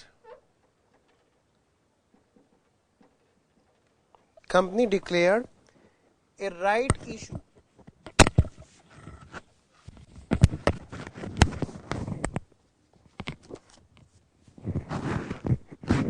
हाँ जी, राइट इशू, कंपनी ने डिक्लेयर किया बेटे एक राइट इशू, और वो भी कितने पर, eight the rate of 15 each. ये सस्ते शेयर्स हैं सर? हाँ बेटे सस्ते शेयर्स हैं। क्यों हैं? क्योंकि मार्केट में प्राइस ज्यादा रहे होंगे। हाँ जी, कि भाई आओ, तुम चाहो तो एग्जिस्टिंग शेयर होल्डर जी, तुम चाहो तो सिर्फ 15-15 के शेयर ले लो। अच्छा ठीक है। Market value of per share, market value of per share on the date of right issue was 25 rupees per share. उस डेट को मार्केट वैल्यू कितने की थी बेटे? 25 रुपए पर शेयर की मार्केट वैल्यू थी। हाँ जी, राइट का रेशो क्या था? 1:1, 1:1 का रेशो था, यानी हर एक शेयर जिसके पास में है वो आकर के एक शेयर सस्ता ले ले। मार्केट में कीमत भले 25 हो, उसको मिल जाएगा कितने का? सिर्फ 15 रुपए का, सिर्फ 15 रुपए का मिल जाएगा। अच्छा फिर क्या हुआ? कुछ नहीं। राम सोल्ड, राम ने क्या किया बेटे? राम ने अपना 50% right, 50% of his right, Ram ने अपना 50% अधिकार किसी को बेच दिया eight the rate of 2 rupees per right. 2 रुपए एक एक शेयर का अधिकार जो था उसका, उसने बेच दिया। 2 रुपीज पर राइट उसने बेच दिया। एक शेयर खरीदने का अधिकार उसने 2 रुपए में बेच दिया। और market value of share after right कितने की है? Eight the rate of 20 each. Market value बेटे उसके बाद में, राइट इशू के बाद में कितने की हो गई? 20 रुपए पर शेयर के हिसाब से। थोड़ा ध्यान देना, क्वेश्चन बड़ा आसान है लेकिन थोड़ा सा तरीके से देखने की जरूरत है।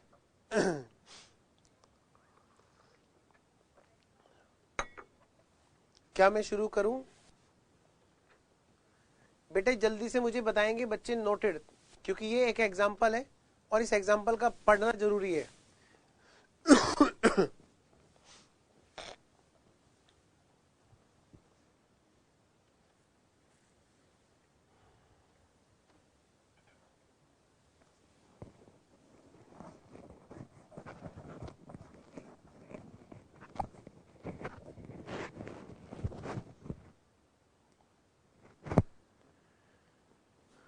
हाँ जी, नोटेड। मैं ये मान रहा हूं कि बच्चों ने नोट कर लिया है। ये एग्जाम्पल बेटे किताब में नहीं है, लक्ष्मी नगर का आ गया नोटेड।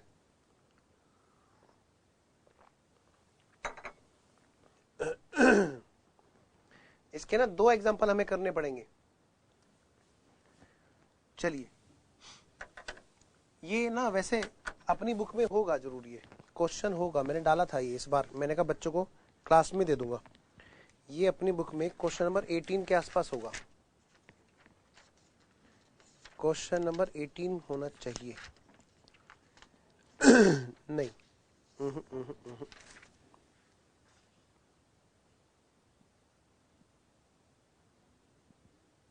हाँ है, मिल गया बेटे। क्वेश्चन नंबर 18 है सेम, क्वेश्चन नंबर 18 है सेम अपने असाइनमेंट का, ये है क्वेश्चन नंबर 18 सेम है। आइए जी, मैं चलता हूं फिर आगे। हाँ जी, सबसे पहली बात तो ये है, क्या पहली डेट है जब उसने शेयर खरीदे, जर्नल एंट्री क्या होगी जी? सबसे पहली date investment account debit, investment account debit to bank, to bank, investment account debit to bank. कितने रुपए में खरीदे जी उसने इन्वेस्टमेंट? उसने खरीदे जी 5000 शेयर्स खरीदे। तो एक काम करते हैं, मैं लेजर बना देता हूं, जर्नल एंट्री आपके यहां पर है। यस, मैं लेजर बनाता हूं आपके। ये रहा जी लेजर। इन्वेस्टमेंट अकाउंट डेबिट और टू बैंक हमें करना है, क्योंकि अभी अभी तो शेयर्स खरीदे हैं। क्वेश्चन नंबर 18 का सॉल्यूशन, क्वेश्चन नंबर 18 का सॉल्यूशन। हाँ जी, डेट है 10 जनवरी 2017, टू बैंक 5000 शेयर्स हैं जो खरीदे गए। नंबर ऑफ शेयर्स में आगे बेटे 5000,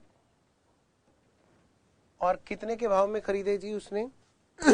उसने खरीदे जी, जब खरीदे थे 10 वाले शेयर्स थे, हाँ 10 वाले शेयर्स थे, और उन्होंने खरीदे जी 15 के भाव में।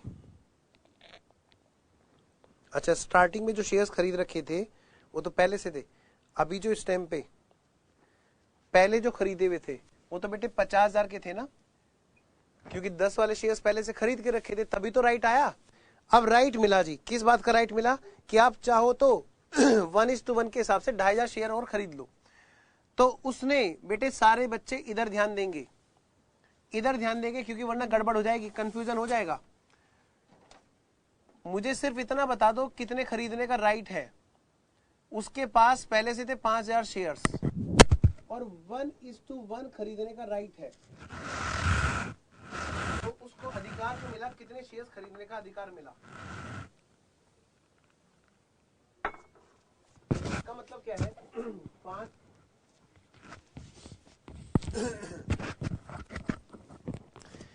इसका मतलब क्या है? जो 5000 शेयर्स पहले से थे, 5000 शेयर्स उनके पास में पहले से थे, तभी तो राइट मिला। तो कितने शेयर्स खरीदने का राइट मिला? 5000 इंटू 1/1। बेटे 5000 शेयर्स खरीदने का राइट मिला, चाहे तो वो 5000 शेयर्स खरीद सकते थे। उन्होंने क्या किया? इसका 50% राइट, 50% राइट किसी को सेल कर दिया, सोल्ड। 50% right sold.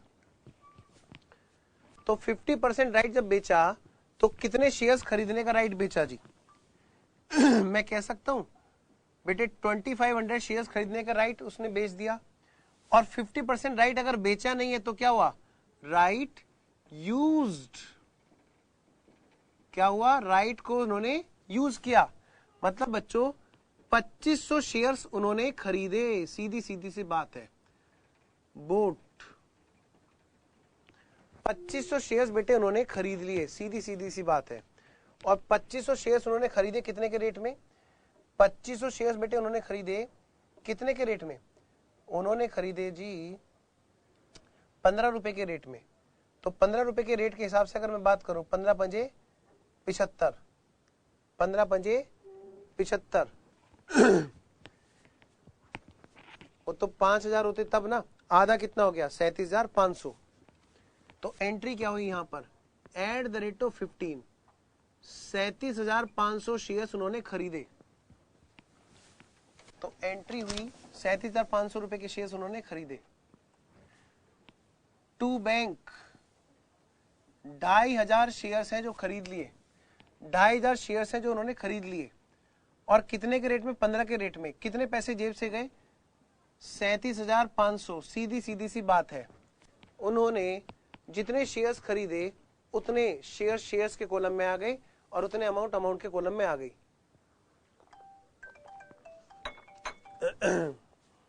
हाँ जी,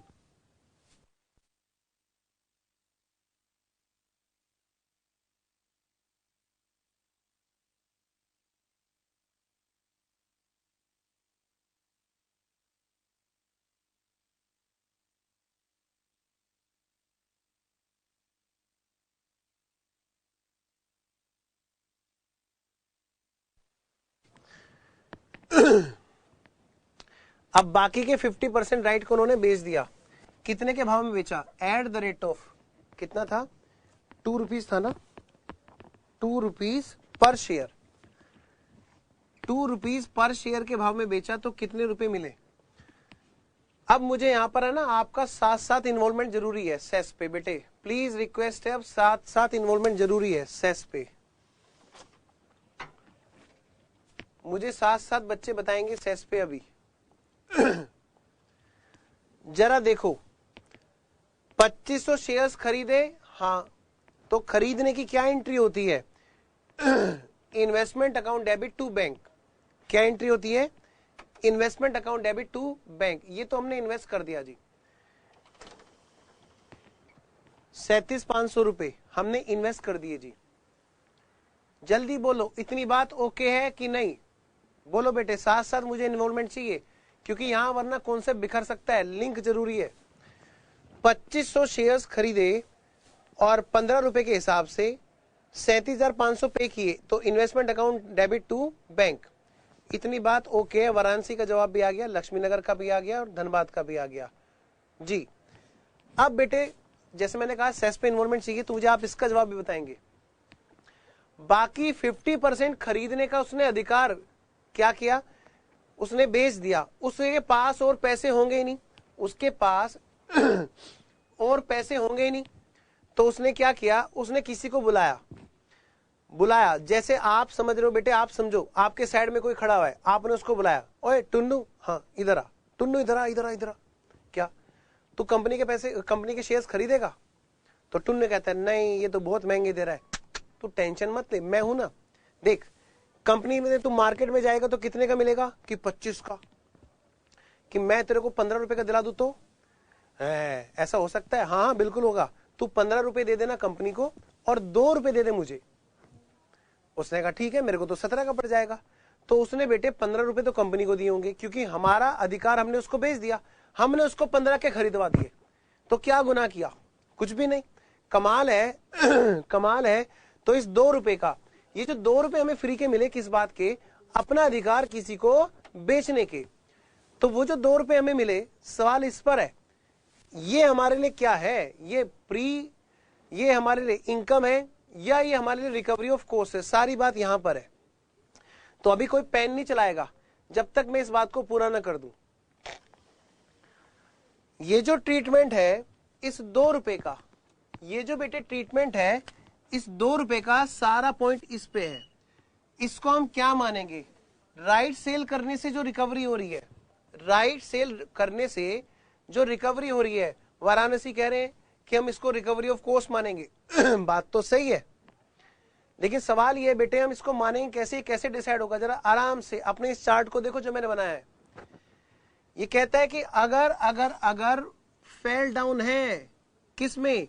इन्वेस्टमेंट्स की वैल्यू में, अगर शेयर्स के रेट घटे हैं जी।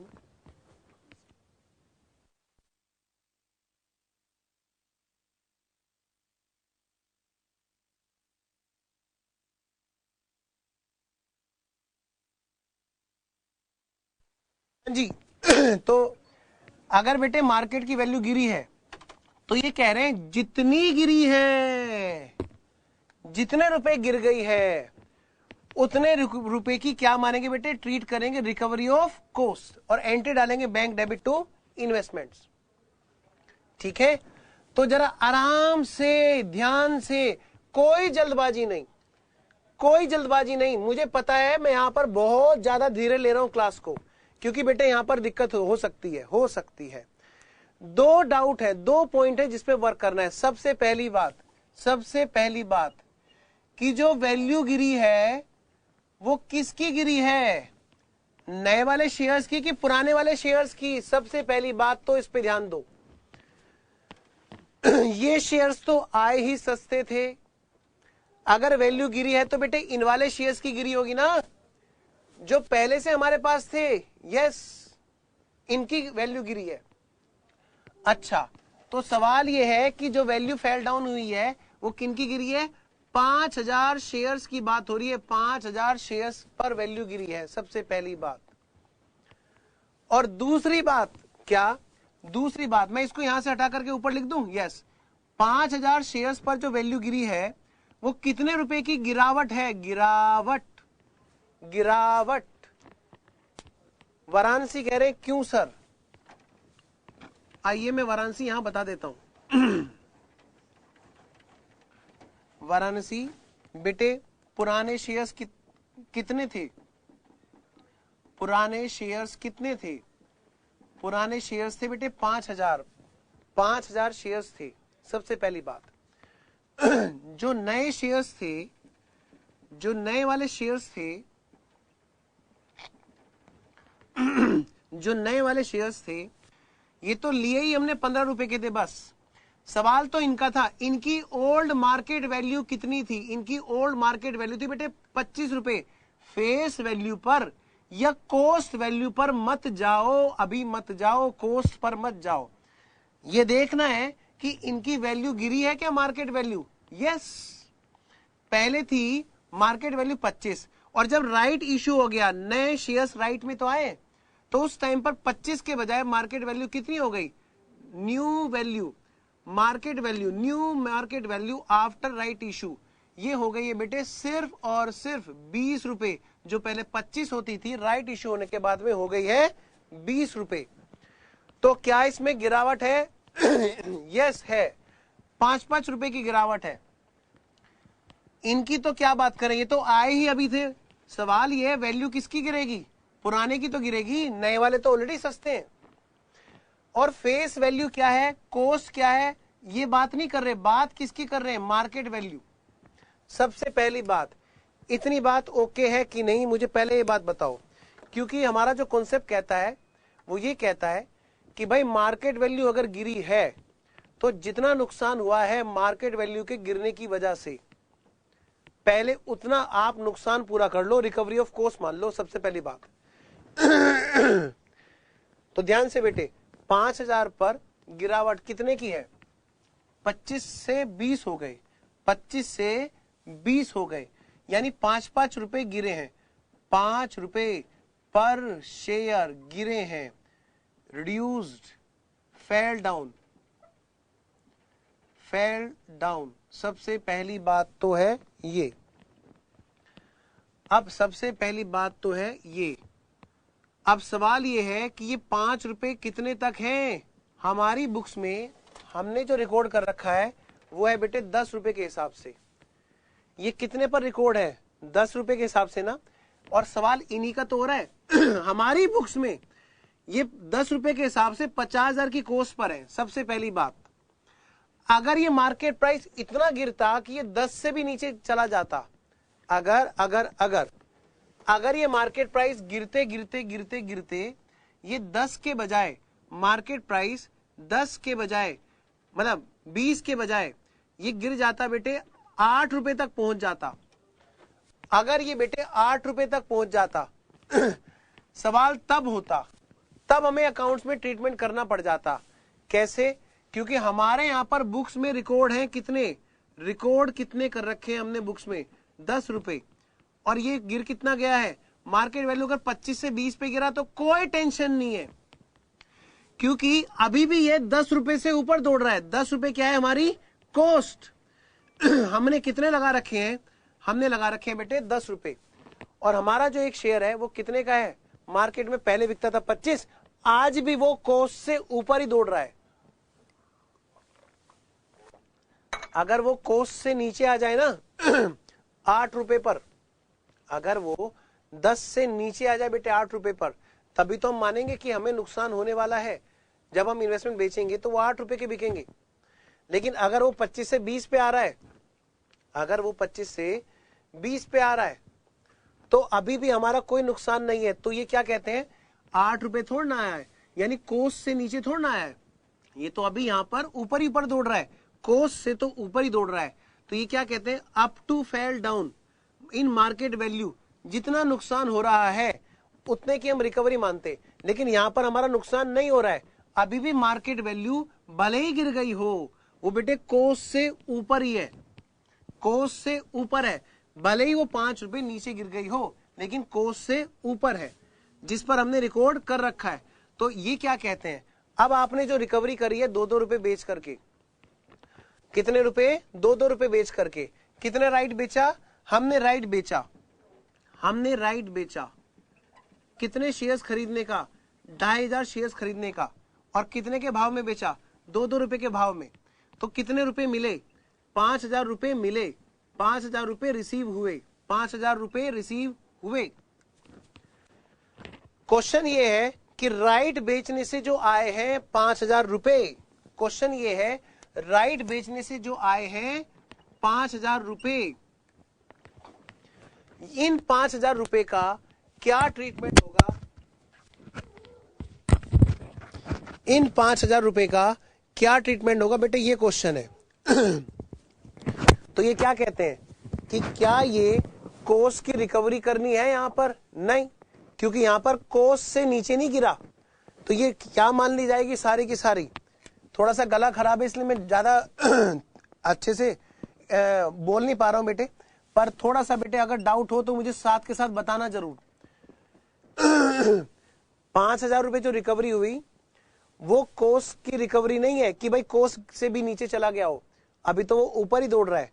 तो ये कहां है बेटे, अपर पार्ट है, और कहां पर आगे इसको इनकम मानेंगे, और इसको हम ट्रीट कैसे करेंगे फिर लेजर में, इनकम मानने की वजह से हम इसको क्या बोलेंगे जी, यहां पर कहां पोस्टिंग करेंगे जी, बाई बैंक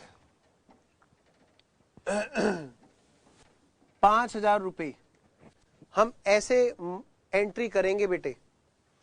अभी प्लीज मुझे एक बार सेस पे लिख के बताओ कि इतनी बात ओके है कि नहीं, क्योंकि अभी मुझे इसी कॉन्सेप्ट का एक और क्वेश्चन कराना है जहां पर मार्केट प्राइस कोस्ट से भी नीचे जाएगा, जहां पे बेटे मार्केट प्राइस कोस्ट से भी नीचे जाएगा।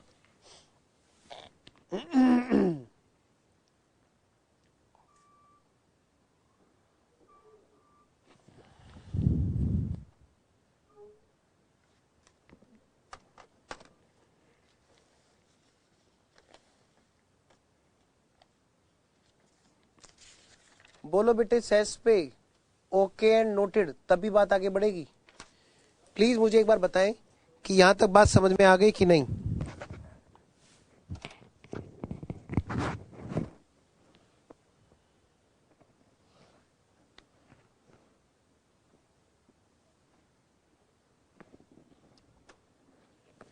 वाराणसी का ओके आ गया है, प्लीज मुझे बाकी सेंटर भी बताएं बेटे, क्योंकि कॉन्सेप्ट अगर यहां तक समझ में आ गया है तब मैं दूसरा एग्जांपल लेना चाहता हूं।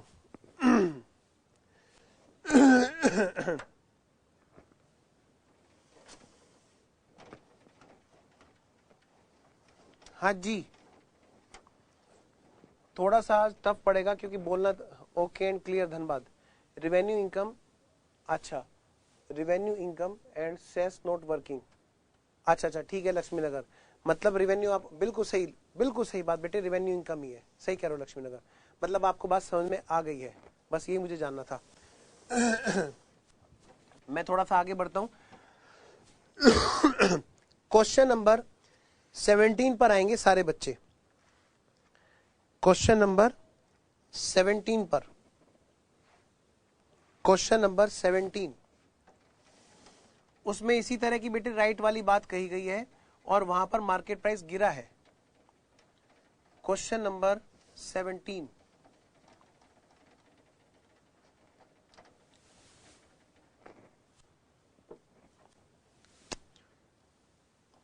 बेटे क्वेश्चन नंबर 17,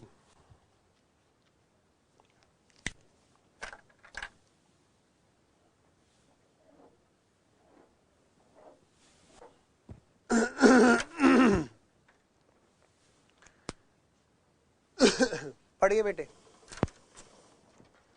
क्वेश्चन नंबर 17 में सबसे पहली बात आदित्य ने परचेज किए 10,000 आदित्य ने परचेज किए 10,000 इक्विटी शेयर्स 10-10 वाले। क्वेश्चन नंबर 17 हम लोग ये कर रहे हैं। सबसे पहली बात आदित्य ने परचेज की बेटे 10,000 इक्विटी शेयर्स 10-10 रुपए वाले। कितने में खरीदे? 15 रुपए के भाव में खरीदे। तो एंट्री क्या होगी जी? एंट्री करो, investment account debit to bank बच्चों 10,000 शेयर्स और 15 के भाव में, यानी हो गए कितने? 1.5 लाख। 1,50,000 1.5 लाख बेटे, 1.5 लाख। नेक्स्ट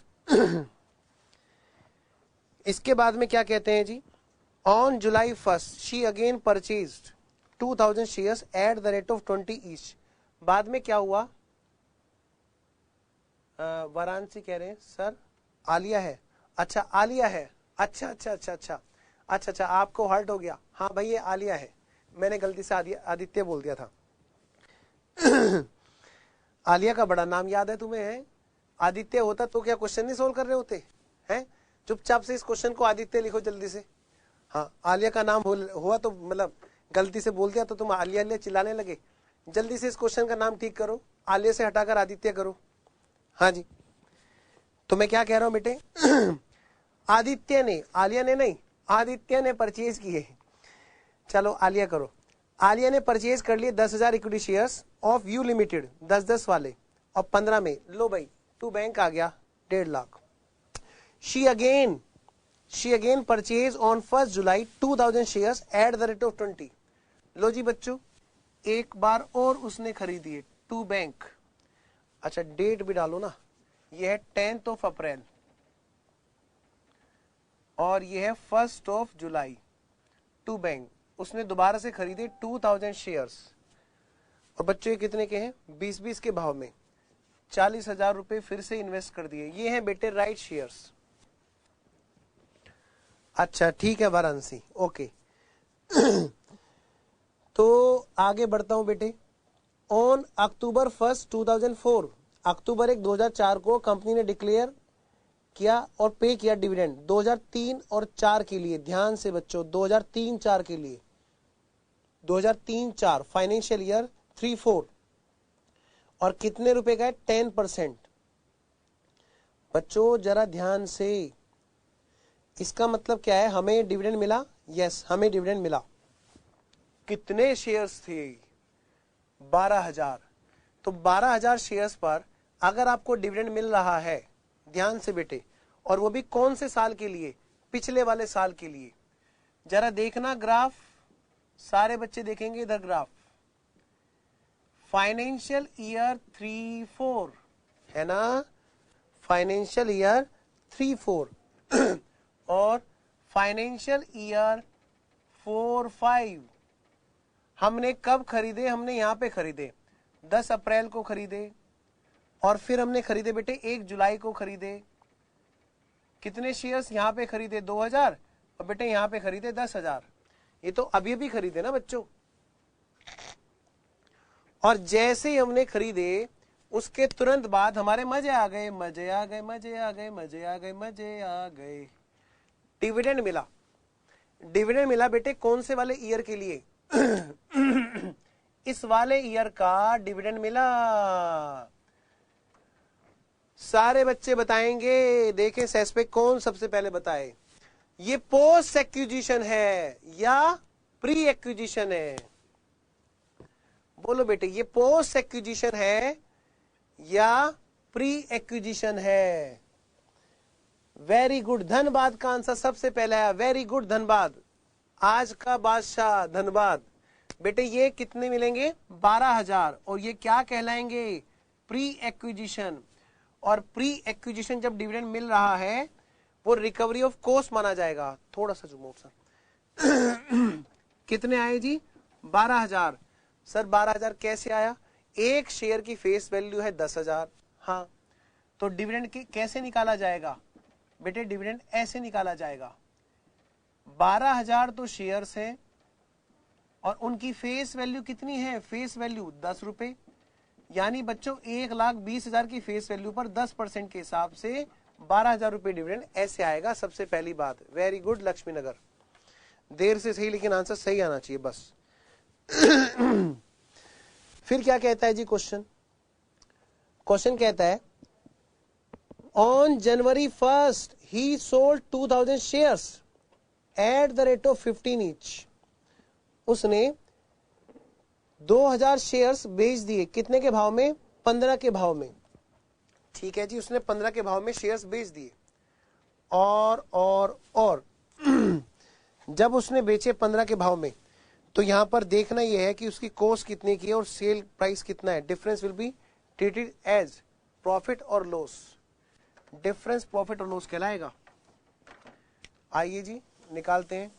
निकालने तो चले थे, उसको देख रहे थे, मुझे लगा शायद राइट होगा इसमें, कोई बात नहीं। सेल्स अमाउंट कितने की है?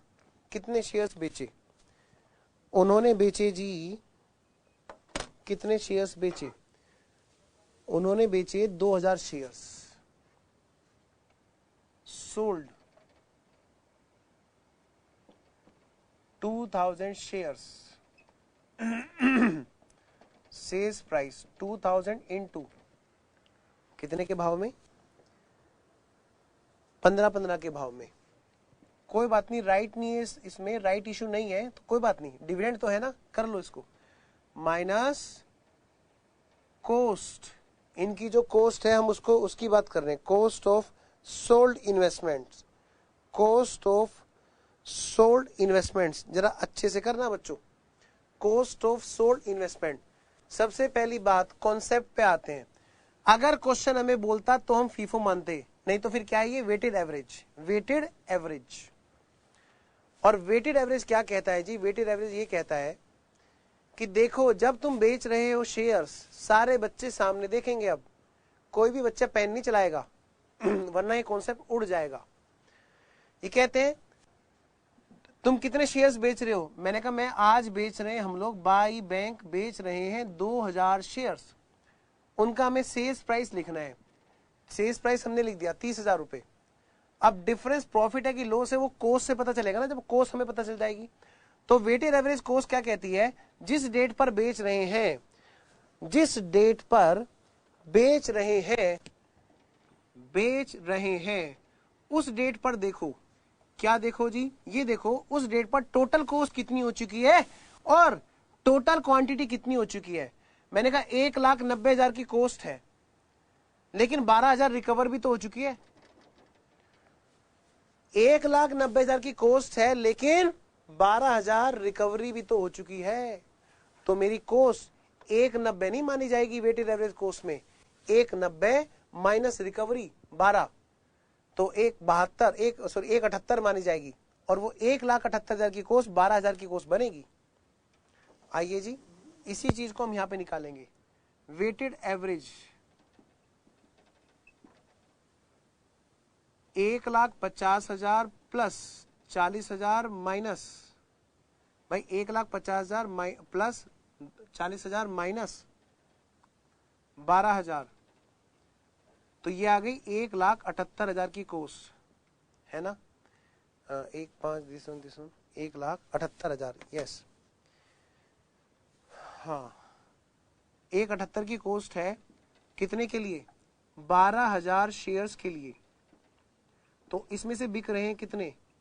2,000 शेयर्स। तो भाई इनकी कॉस्ट कितनी है बेटा? इनकी कॉस्ट कितने की है? 1,78,000 इंटू 2/12, ये आ गया जी 29। अच्छा, 1,50,000 प्लस 40,000 माइनस 12,000 हो गई 1,78,000 इंटू 2/12, 29,667, 29,667 माइनस 30,000, 333 रुपए। हाँ बेटा, 333 333 रुपए का क्या है यहाँ पर, 333 रुपए का हमें फायदा हुआ है कि नुकसान हुआ है, प्रॉफिट हुआ है जी, profit, profit, very good, profit, zoom out, दोनों एक साथ, बस बस। तो ये जो 30,000 की अमाउंट है मैं यहाँ पे लिख रहा हूं, हमें मिल गए जी 30,000, 30,000, और उस पर आ गया जी 333 रुपए का प्रॉफिट, 333 रुपए का प्रॉफिट। 2P&L जनवरी 1 को 333 रुपए का प्रॉफिट। डिविडेंड कैसे निकाला बेटे, फेस वैल्यू पे निकाला, ये रहा डिविडेंड, क्योंकि 12,000 के शेयर्स थे हमारे पास और एक एक शेयर 10-10 रुपए का था, तो 1,20,000 की फेस वैल्यू थी, उस पर 10%, ऐसे निकाला वाराणसी। हाँ जी, तो बात जरा अब आगे बढ़ाते हैं। इसके बाद में क्लोजिंग में हमारे पास वैल्यूएशन आ जाएगी बाय बैलेंस सीडी, कब, 31 मार्च 2004 को। भाई टोटल शेयर्स कितने के हैं, टोटल शेयर्स कितने के हैं, टोटल शेयर्स कितने हैं, टोटल शेयर्स हैं 12,000, अच्छा, उसमें से चले गए 2,000, अच्छा, बच गए कितने, 10,000, 10,000 बच गए जी। अब इन 10,000 की बात करते हैं, 10,000 है क्लोजिंग वाले, 10,000 है क्लोजिंग वाले, तो इनकी वैल्यूएशन कैसे आएगी, कुछ ना बताए तो बिल्कुल वैसे बेटे, बिल्कुल वैसे ही जैसे वहां पर होती थी, कहां पर, कहां पर, डिबेंचर के केस में। ये जो वैल्यू है, ये वाली वैल्यू, ये कैसे आएगी, जूम कर देना सर, लोअर ऑफ कॉस्ट और एनआरवी या फेयर वैल्यू, जो आपको लिखना हो एक ही बात है, लोअर ऑफ कॉस्ट और एनआरवी। भाई 1,78,000 की कोस्ट में से ये वाली कोस्ट जा चुकी है, तो मैं अगर निकालू यहां पे सबसे पहले बेटे कोस्ट, तो 1,78,000 में से जा चुकी है 29,667 की कोस्ट, 29,667 की कोस्ट, तो बेटे कोस्ट कितने की बची है, 1,78,000 माइनस 29,667 की कोस्ट, 1,48,333, और सेकंड वाला आ गया जी यहाँ पे एनआरवी, नेट रियलाइजेबल वैल्यू। ये किस बेस पे आएगा जी, क्लोजिंग में देखो बेटे मार्केट वैल्यू क्या है, क्लोजिंग में बेटे देखो जरा मार्केट वैल्यू क्या है, क्वेश्चन में बता रखा है, यस 12 रुपए पर शेयर, तो 10,000 शेयर्स की 12 रुपए पर शेयर के हिसाब से क्या मार्केट वैल्यू है, ये है बेटा 1,20,000, क्या है ये बच्चों, 1,20,000, 1,20,000, जो दोनों में से कम है उस पर वैल्यूएट होगा। अब आप मुझे सेस पे लिख के बताओगे कि यहां पर ट्रीटमेंट कैसे होगा, बिल्कुल वैसी बात करना जैसे आपने की थी, कब, जब डिवेंचर के केस था, डिवेंचर के केस में आपने किया था कोस्ट और एनआरवी विच एवर लेस, फिर डिफरेंस का क्या किया था, बताओ बेटे जल्दी से बोलो बच्चों, क्या करेंगे, दोनों का डिफरेंस पीएनएल में ट्रांसफर होगा, वेरी गुड धनबाद, शाबाश बेटे। और यहां पर कितना लिखूं धनबाद, ये तो बताया नहीं आपने, आधी शाबाशी लिया आपने, कोस्ट और NRV whichever is less, इन दोनों में से जो कम होगा, और डिफरेंस को भेज देंगे पीएनएल में, बोलो जी, यस धनबाद, शाबाश लक्ष्मी नगर, शाबाश, 1,20,000 रुपए आएंगे क्योंकि ये इन दोनों में से कम है, और जो डिफरेंस है बेटे, जो डिफरेंस है वो है 28,333, साफ दिख रहा है इसमें से, that will be transfer to PNL. तो आइए जी इसका टोटल कीजिए, अब डिफरेंस तो कुछ आएगा नहीं, 1,90,333 बेटे, 1,90,333,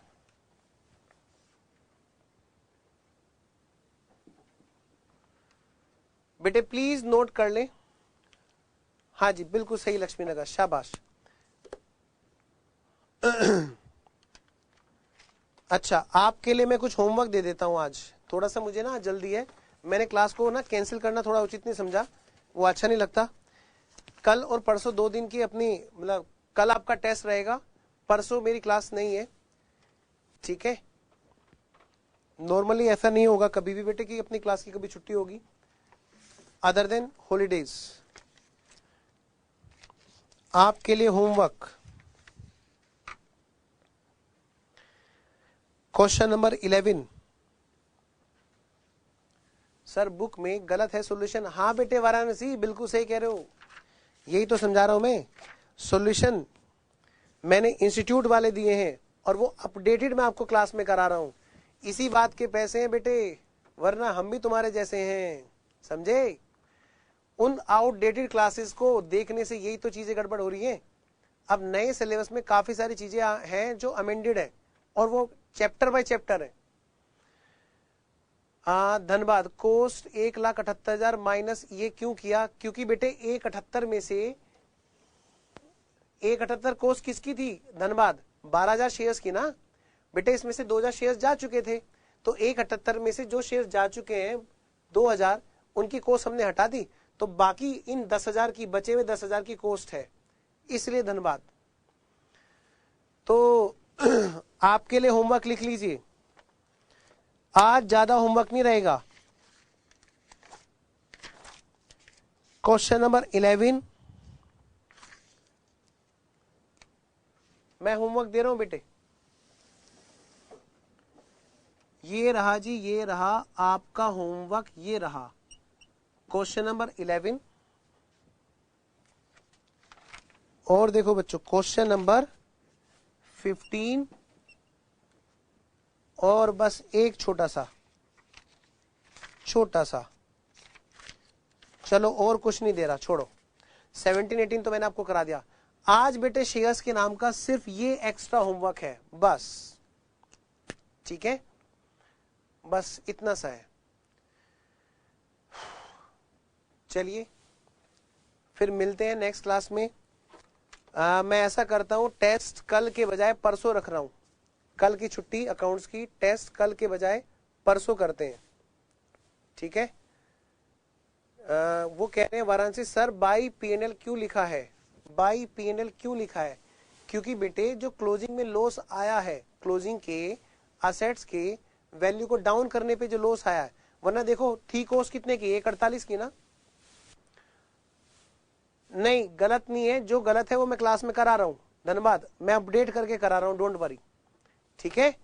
मैं आपको बाई हैंड रिटन करके सॉल्यूशन व्हाट्सएप पे डाल दूंगा, और बताओ, ठीक है, धन्यवाद। आप करो तो सही, अगर आपको लगे बुक में कहीं सॉल्यूशन ऐसा कि भाई कहीं गलत तो नहीं है, आप मुझसे तुरंत पूछ लो जिसपे आपको ऐसा लगे, ठीक है। अपडेटेड चीज में क्लास में करा रहा हूं, डोंट वरी। और फिर भी अगर किसी को ऐसा लगता है कि सर इस वाले क्वेश्चन का सॉल्यूशन बाई हैंड बनाकर भेज दीजिए, तो बेटे टेंशन नहीं है, मैं खुद बना करके तुरंत भेज दूंगा। और बताओ सर क्वेश्चन नंबर 6 में आउट ऑफ ओरिजिनल होल्डिंग क्या है? जब भी लिखा हो ना आउट ऑफ ओरिजिनल होल्डिंग, तो समझ लो वो फीफो बेसिस की बात कर रहा है। ओरिजिनल मतलब स्टार्टिंग वाली, ओरिजिनली, क्योंकि आगे वाले तो ओरिजिनल के पीछे पीछे आते हैं ना वाराणसी। हाँ जी ठीक है, धन्यवाद, आपका डाउट ओके है। वाराणसी आपका ये पीएनएल ओके है ना?